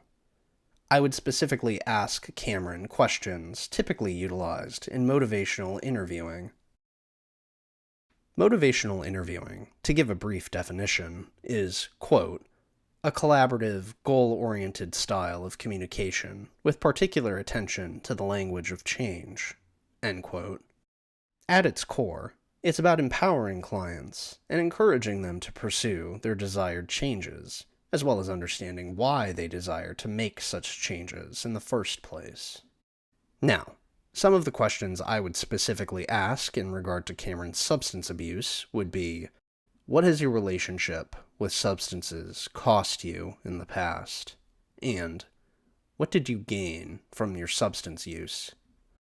I would ask these questions in an effort to better understand how Cameron's substance abuse impacted his life, why he utilized substances in the first place, and how he perceives his own addictive tendencies. Such questions also highlight how some individuals use substances for reasons other than simple pleasure. Substances can relieve stress, and that's why becoming sober is so hard for some people. I would also be inclined to ask more future-oriented questions in an effort to motivate Cameron in regard to his goal of abstinence. I would ask Cameron specifically, what can you gain from making this change? What challenges do you anticipate to experience? And, on a scale of 0 to 100, how confident are you in your ability to make this change? What made you say the number that you did? Why not a number that was lower or higher? In my treatment of Cameron, if he does express a desire to maintain abstinence from drugs. I would also review how substances exacerbate psychological issues, such as schizophrenia. People with schizophrenia already struggle with daily functioning, and substance abuse appears to exacerbate this, as it can decrease their attendance rates regarding treatment, and even result in hospitalizations in some severe cases. I would also, specifically, explore Cameron's usage of psilocybin during his visit with Artie. Such an action, due to both the nature of psilocybin and Cameron's own delusions, is very risky. While this instance of psilocybin consumption did not result in Cameron experiencing a panic attack or being unable to differentiate between reality and his delusions, there is a social cost on display here. He has to keep his interactions with Artie to a minimum for the remainder of his life. I would highlight this in my work with Cameron, noting that this utilization of substances appears to be at odds with his attempts at establishing a quote-unquote normal life with Devon. It also, unfortunately, results in Cameron being forced to deal with the negative consequences of this moment for seemingly years to come. Again, substances always come with a cost. In addition to financial strain, there are social difficulties, a diminishment in physical health, and the exacerbation of certain psychological conditions. And I would want to highlight these costs in an effort to motivate Cameron to pursue his ideal sober life, one where he does maintain that sense of normalcy he seems to so strongly desire. But I would also make an effort to not shame Cameron, instead using this incident with Artie as a reminder as to why he desires sobriety so greatly. On the topic of social difficulties, I feel it would be necessary to explore the idea of Narcotics Anonymous in my work with Cameron. For those unaware, Narcotics Anonymous is a 12-step program that encourages peer support through weekly meetings. Unlike Alcoholics Anonymous, NA is more broad in terms of their demographics. Rather than focusing on one particular substance, NA is open to individuals struggling with a variety of substance issues.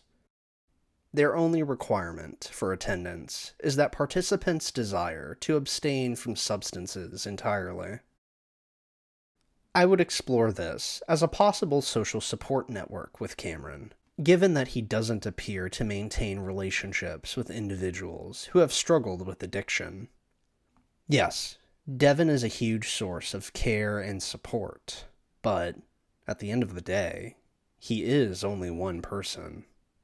He also has seemingly never struggled with substance abuse, which can limit his own perspective on Cameron's issues regarding addiction.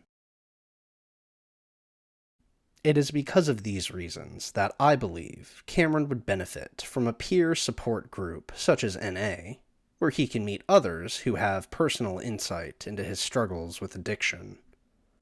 Additionally, at the end of Arches, Devon appears to be Cameron's only source of socialization. This is important to note because it appears to frequently result in significant strain being placed on the pair's romantic relationship. Devon can continue to be a source of support for Cameron, but he doesn't have to be the only source of support. And, in utilizing a peer support group such as NA, I would hope that Cameron becomes more motivated in his sobriety goal, develops a more robust social support network, and sees an improvement in quality within his romantic relationship with Devon. Now, much like in my Gray video, I do feel the need to highlight the fact that NA is a 12-step program. In fact, it adapted its own 12 steps from AA when it was first forming, albeit substituting the word alcohol with addiction in an effort to reach the demographics it sought to support. I mention this because many people do not enjoy such 12-step programs, citing the spiritual undertones found within these very 12 steps as deterrents. With this in mind, I would wish to explore with Cameron the possibility of utilizing smart recovery as a potential alternative to NA. Much like NA, it is not limited to a single substance, and there are daily meetings, both in person and virtually. However, unlike NA, there are no spiritual undertones within smart recovery. The organization relies on therapeutic orientations to assist its participants, such as CBT and REBT. Again, I would explore both NA and smart recovery as potential options for Cameron, as the Coyote appears to be lacking in terms of a social support system. Through exploring these possibilities, I would hope that Cameron would be able to connect with others and develop a richer social life, as well as develop more tools for his own sobriety journey. Given where he is at the end of Arches, I feel confident in Cameron's abilities at maintaining a sober lifestyle. After all, he does have a history of obtaining sobriety, such as the excruciating 2 weeks of opioid withdrawals he endured in college in an effort to become sober. There is motivation there, and, as a clinician, I would want to kindle it. Also that Cameron can be prepared to address more disruptive aspects of his own mental health.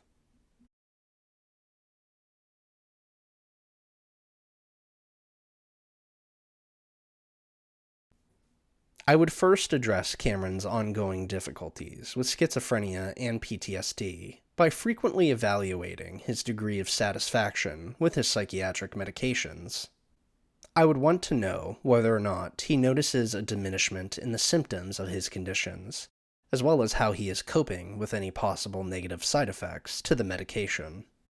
I mention negative side effects to medication because such side effects can be so distressing that they sometimes negate whatever positive impact they may be having on a person's mental health. It is also worth asking the Coyote about this, as he himself appears to be worried about such side effects before even starting a new medication routine during the later portion of the story. We know this because the narration reads, quote, "What if it caused more problems to show up? What if it made him worse?" End quote. Cameron himself also experiences both motor tics and vocal tics as the story progresses after he begins taking medication, side effects that he finds especially distressing. Now, with conditions such as depression or anxiety, I may explore the idea of potentially stopping a medication entirely if the client expresses to me that they no longer feel they require it. This typically involves me asking the client about their reasons for stopping their medication routine and encouraging them to discuss it with the healthcare provider who prescribed the medication. Unfortunately, unlike depression or anxiety, schizophrenia typically compels someone to utilize medication for the rest of their life. I would inquire in regard to Cameron's feelings on this, as well as ask him what's known as a miracle question, in an effort to reduce any feelings of frustration or worry he may feel. Simply put, the miracle question is a technique when a clinician asks a client what would happen and how they would feel if their life was miraculously improved. I would address Cameron's previously mentioned fears about starting a new medication by asking the Coyote, "What if the medication resolves all of your problems? How would your life look if you took the medication and woke up tomorrow feeling completely fine?"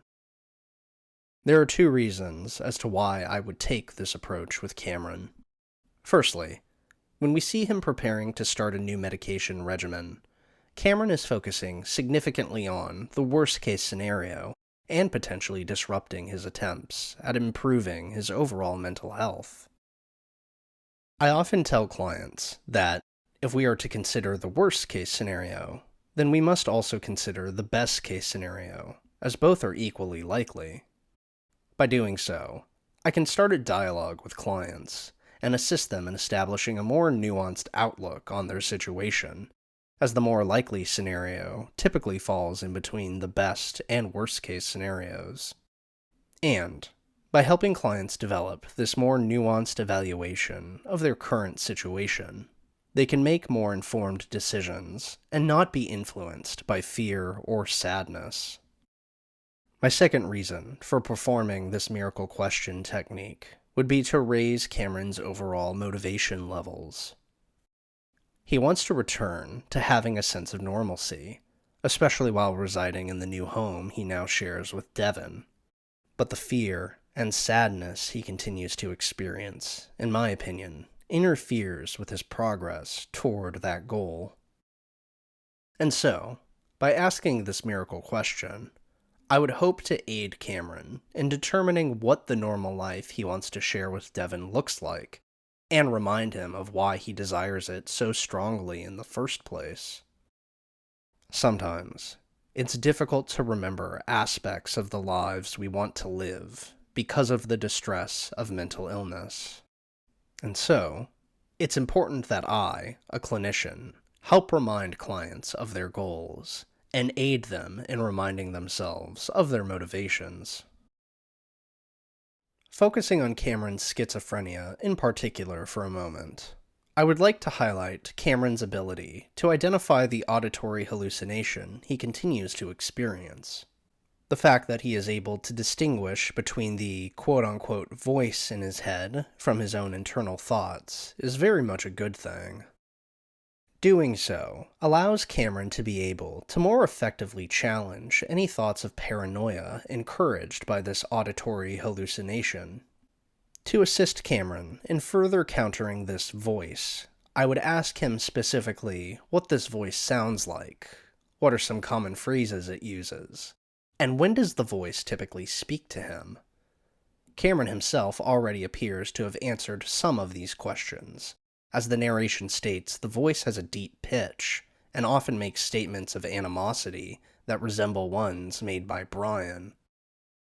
I believe that assisting Cameron in further detailing this hallucination's overall manifestation would help him feel more comfortable in challenging the thoughts of paranoia that this quote-unquote voice appears to exacerbate.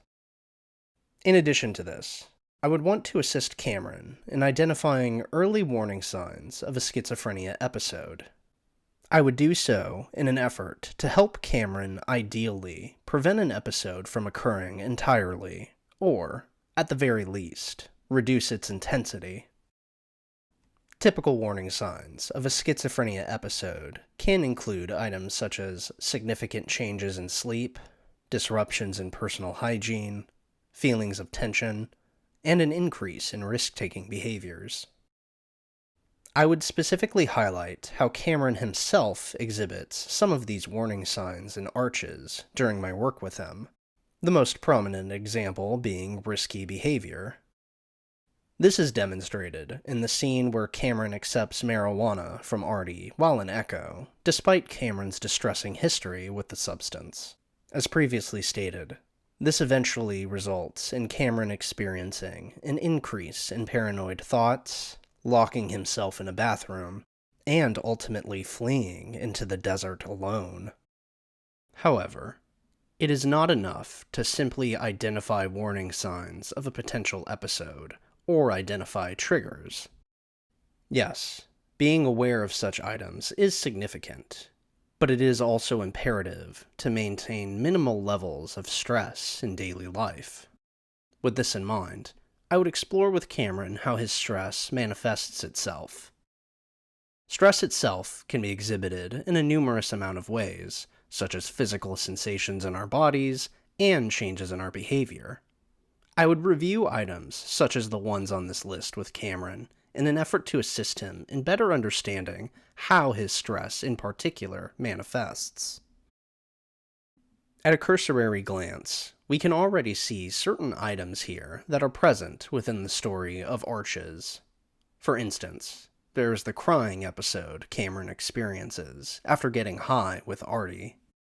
There also are several moments throughout the story where Cameron argues with Devin and becomes noticeably tense as a result of his elevated stress levels. Stress also seems to make the coyote more likely to experience thoughts of paranoia, which, again, is demonstrated by him accusing Devon of planting speakers in the motel walls. Now, as far as managing stress is concerned, I wish to aid the coyote in developing skills to reduce his abrupt feelings of stress, as well as feelings of stress that are less intense and more commonly found in his daily life. I would first collaborate with Cameron on how to effectively utilize, you guessed it, Socratic questioning in an effort to combat any thoughts of paranoia he might experience. Socratic questioning, for those unaware, is a technique used in cognitive behavioral therapy to challenge thoughts that are potentially skewing our outlook on a given situation. In regard to Cameron, some typical Socratic questioning inquiries I would want to ask him are: what is the evidence for this thought? What is the evidence against it? And, am I basing this thought on feelings rather than facts? I would ask Cameron those first two questions in an effort to give him a concise and firm way to counter his thoughts of paranoia, which appear to frequently call into question the coyote's own relationships and self-worth. Now, highlighting the third question in particular, I would emphasize how Cameron has felt in the past when his schizophrenia symptoms became exacerbated. Identifying such symptoms in the midst of a moment of distress can be very beneficial, as doing so can help us prevent the situation from escalating. I would also explore the utilization of this third question in an effort to help Cameron reduce the frequency of which he unintentionally compares his relationship with Devon to his abusive relationship with Dylan, another source of stress for the coyote. In addition to these questions, I would also wish to highlight how Cameron has effectively responded to feelings of stress in the past. I would do so in an effort to remind Cameron of his coping skills, and also remind him that he is capable of managing his own emotions. Devon and Cameron, on more than one occasion in Arches, utilize paced breathing when at least one of them is experiencing a significant amount of stress. Paced breathing may not fully alleviate Cameron's stress in a given moment, but it can bring such feelings of stress down to a more manageable level. Due to feelings of stress that the coyote appears to experience, both due to his schizophrenia and PTSD, I believe it is important to collaborate with him on more ideal grounding techniques, similar to the paced breathing one. After all, stress appears to exacerbate Cameron's thoughts of paranoia, and occasionally results in him experiencing distressing flashbacks to his time in Echo. In an effort to build upon this skill Cameron has utilized with Devon, I would want to review with Cameron the 5-4-3-2-1 grounding technique. This technique has an individual focus on their senses and their environment, thus compelling them to step away from their thoughts and, ideally, experience a decrease in their overall stress levels. While Cameron and Devon spend a significant amount of time alone together during the following years after their trip to Echo, Cameron does appear to desire to be more social outside of the home. Therefore, I believe it would be beneficial to review this technique with him due to it not requiring any kind of guidance from a second person. The coyote can do it on his own, and practically anywhere, due to the simplistic nature of this technique. The 5-4-3-2-1 technique specifically asks someone to identify 5 things they can see, 4 things they can feel, 3 things they can hear, 2 things they can smell, and 1 thing they can taste. Finally, I would explore the benefits of physical exercise with Cameron. During the ending section of Arches, Cameron and Devon mentioned potentially obtaining a gym membership together, alluding to certain benefits of maintaining their physical health. The narration alludes to how the pair's experimentation with exercise thus far has definitely helped overall. Because of this, I would want to specifically emphasize the benefits of physical exercise in my work with Cameron. I would first inquire in regard to any benefits of consistent exercise that the coyote has already noticed. I would also want to collaborate with him on his ideal exercise routine and what that entails. While doing so, I would highlight how physical exercise can improve someone's mental health due to it producing endorphins. Such endorphins do diminish certain conditions, such as stress, which is important for the coyote to mitigate due to his specific mental illnesses. I believe that, through building upon the foundation of physical exercise, Cameron and Devin can also experience benefits within the romantic relationship. During the previously displayed medication scene, Cameron is distressed over his decrease in libido, which contributes to his feelings of frustration and stress while interacting with Devin. With this in mind, I would highlight how physically exercising could potentially improve the quality of the pair's interactions, as the hypothetical decreased stress levels from exercising would ideally stabilize Cameron's own emotions. Exercise could also be an effective social opportunity, as Cameron and Devin do seem eager to exercise together while attending the gym, as opposed to remaining isolated within their own home. I would also wish to emphasize how physical exercise can lead to an improvement in one's own sex life, as people tend to feel more attractive when they feel physically fit. I would hope that exploring this with Cameron would further encourage the coyote to maintain a consistent physical exercise routine. Doing so will not only potentially benefit his mental and physical health, but his relationship with Devin as a whole as well. Finally, in regard to the coyote's PTSD in particular, I would explore the possibility of seeking EMDR treatment. EMDR treatment, specifically, is utilized with clients who have suffered a great deal of trauma, such as those with PTSD or acute stress disorder. It involves a series of eye movements that, ultimately, focuses on changing the emotions, thoughts, or behaviors that result from a distressing experience.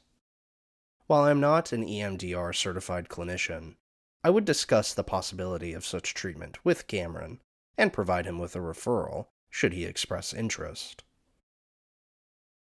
Arguably, one of the most frustrating aspects of schizophrenia and PTSD is the reliance on medication, especially when you consider the side effects of such medication. There is also something to be said about how difficult it can be to find a medication and dosage that works for you in particular. Medication isn't necessarily for everyone, but if you are able to find a medication that is effective, other coping skills, life, and your relationships can be so much easier to navigate, including the relationship that you maintain with yourself.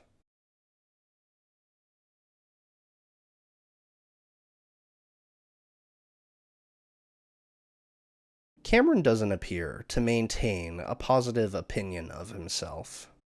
This becomes evident very early on in the game, during a conversation between Cameron and Devin. Here, we see Cameron refer to himself as stupid.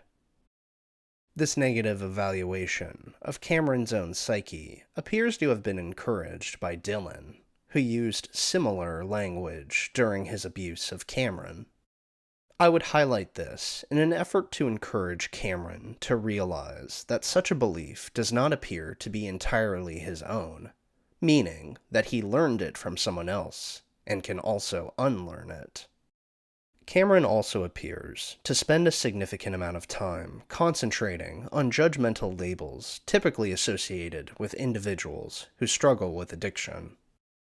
The narration reads, quote, "No, it's about who you are as a person.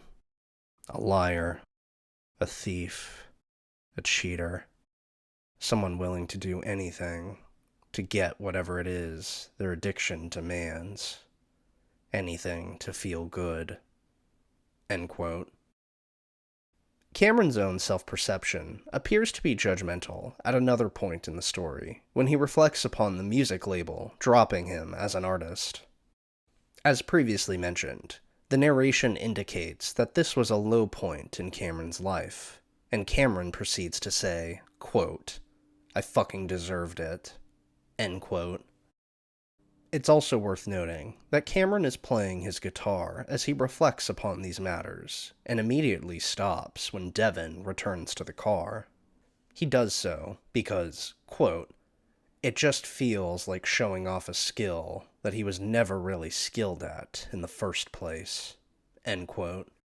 In an effort to raise Cameron's self-esteem regarding these matters, I would challenge Cameron's own all-or-nothing thinking in general by asking him, is there any evidence that contradicts these thoughts of worthlessness? I would be challenging his skewed view of his own intelligence and lack of success within his music career by doing so. Going a step further, I would also highlight the fact that Cameron both attended and graduated from university, indicating that he does carry at least some degree of intelligence. Also, I would highlight the fact that having a career as a full-time artist in any creative field, whether it be music, writing, or drawing, is difficult to obtain. In doing so, I would be asserting to Cameron that the situation itself was difficult, and that does not inherently mean he deserves to experience failure. While exploring Cameron's potential answer to that previously mentioned question, I would also emphasize how having a substance use disorder is not a reflection of one's own character. I would emphasize this point by asking Cameron, how would you view someone else in a similar situation? Would you judge them just as critically? If Cameron pushes back against such questions, I would then respond by saying, what about someone with a physiological illness, such as cancer or diabetes? Do you see such illnesses as moral failings?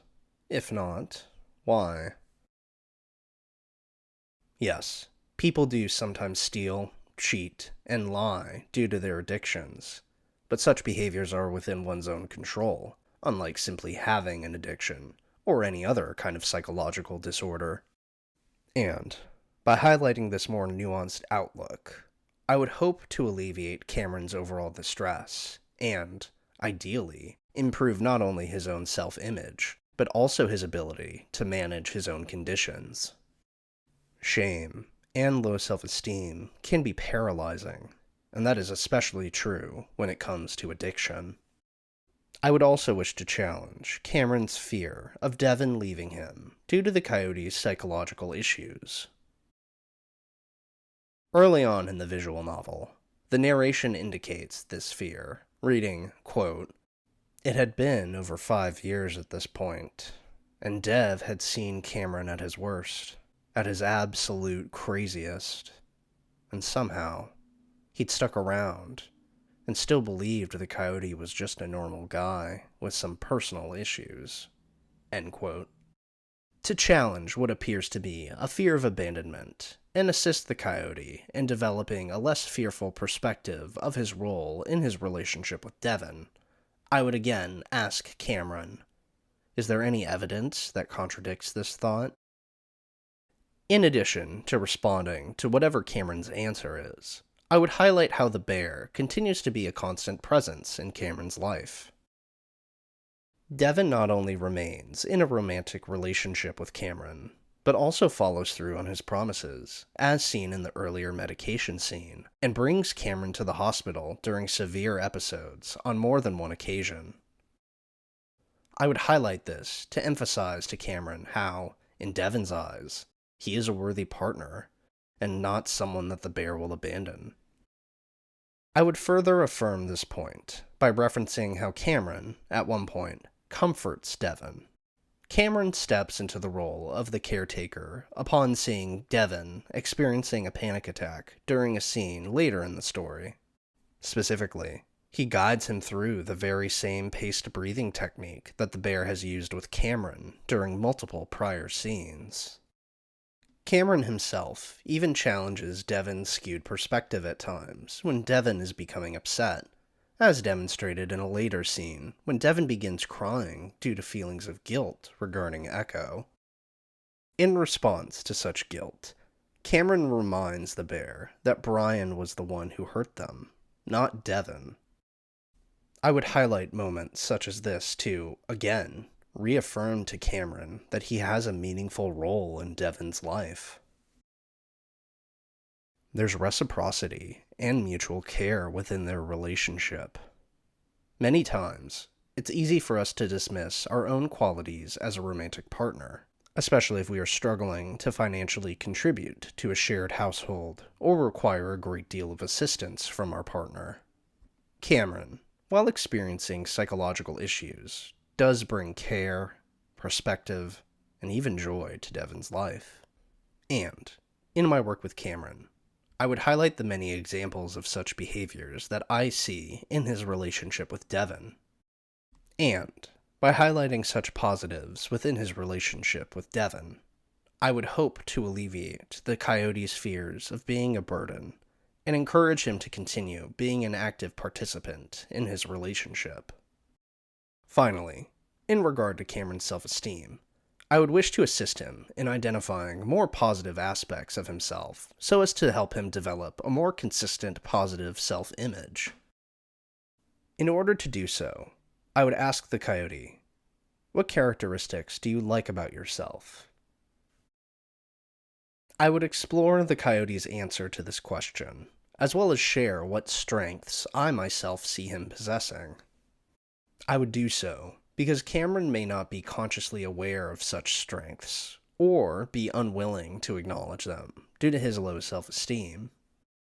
I would specifically tell Cameron that the positive qualities I see in him are creativity, persistence, bravery, humor, and flexibility. I would also highlight specific examples of where such characteristics are most prominent in his life, such as his interactions with Devon, Cameron's musical history, and the coyote's own persistence when it comes to improving his life. Cameron does have value, even if it may not always feel like it for him. And, while it may take some time, I hope that he can see the wonderful parts of himself that I recognize. Further into his treatment, as he ideally makes a significant amount of progress, I would convey this sentiment to Cameron. I would even go a step further and say, as strange as it may sound coming from his therapist, I'm proud of Cameron for all of the work he has done on himself.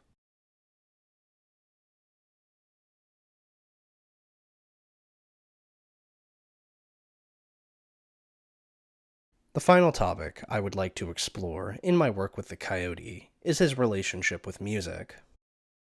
Prior to the events of Echo, music was seemingly a meaningful component of Cameron's life, as shown by his prominent feelings of sadness upon being dropped by the record label. Unfortunately, due to the injuries sustained while in Echo, Cameron is seemingly unable to play either his guitar or keyboard, both due to his arm injury and a decrease in motivation. Whether or not he will be able to play again one day seems uncertain, especially when you recall he had forgotten that his guitar was in Devon's car for almost a year, even before coming to Echo. While recognizing the severity of Cameron's physical and psychological injuries, I would explore new potential ways in which the coyote can engage in music. For instance, I would highlight the fact that Cameron has, in addition to playing the piano and guitar, sang in the past. I would explore Cameron's interest in singing by asking him questions such as, how did you feel when you sang in the past? And, how does the possibility of singing again make you feel? Such questions would hopefully serve as reminders for Cameron of the fact that there are a multitude of ways to create music, an activity that has historically brought him a significant amount of enjoyment. I feel further inclined to pursue this line of questioning due to Cameron's recent interest in listening to music again during the game's final scene. He hadn't been listening to music recently, so much so that Devin takes note of this change in the coyote's music listening habits. I would want to use this new interest in listening to music again as a foundation for my encouragement of the coyote to engage himself creatively once more. I would first ask what led to this recent change in his music listening habits. Now, it's important to note that the coyote is experiencing prominent physical tics, which affect both his face and fingers. So, I would wish to explore with Cameron other, less intense ways to engage in music, such as listening to songs more frequently, or even possibly writing some song lyrics himself with a keyboard, as opposed to a pen or pencil. I would emphasize this due to the fact that Cameron continues to experience distress to varying degrees in the years following his trip to Echo.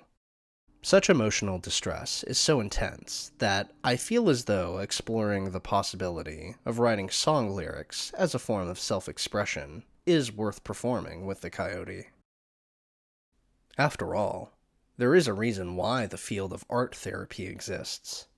In fact, utilizing art can aid those with PTSD, as it provides them with the chance to express their emotions in a manner that is both unique and meaningful to them as individuals. If Cameron were to sing, or even write song lyrics, I would frequently ask him to explain how such behaviors made him feel. I would also ask if he were comfortable to share some of his lyrics with me during a session.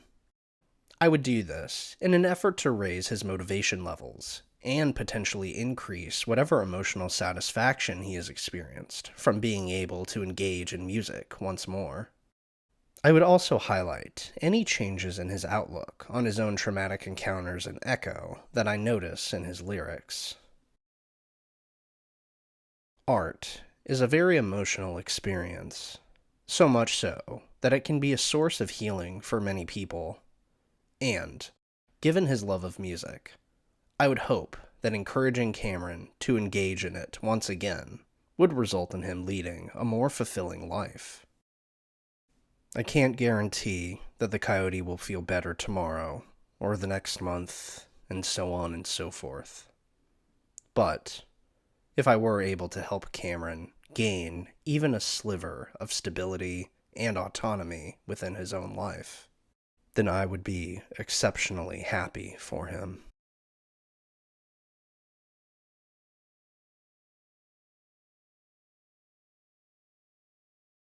Arguably, one of the most difficult aspects of trauma is the experience of reliving it.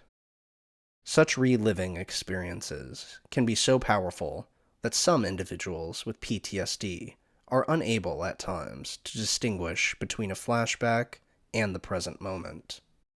But one doesn't necessarily have to fulfill the criteria for PTSD to still re-experience their trauma in some way, shape, or form.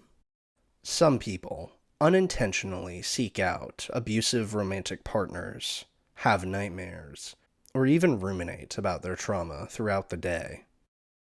Regardless of differing specifics, people who experience trauma often feel trapped in a cycle with seemingly no way out.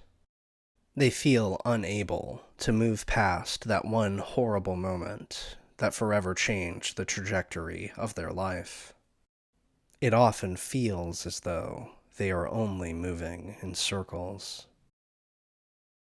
But there is hope, even if it may not feel like it.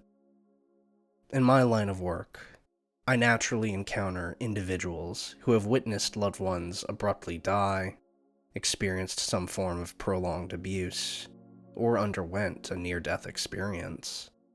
For some, the negative effects of these experiences have been ongoing for years.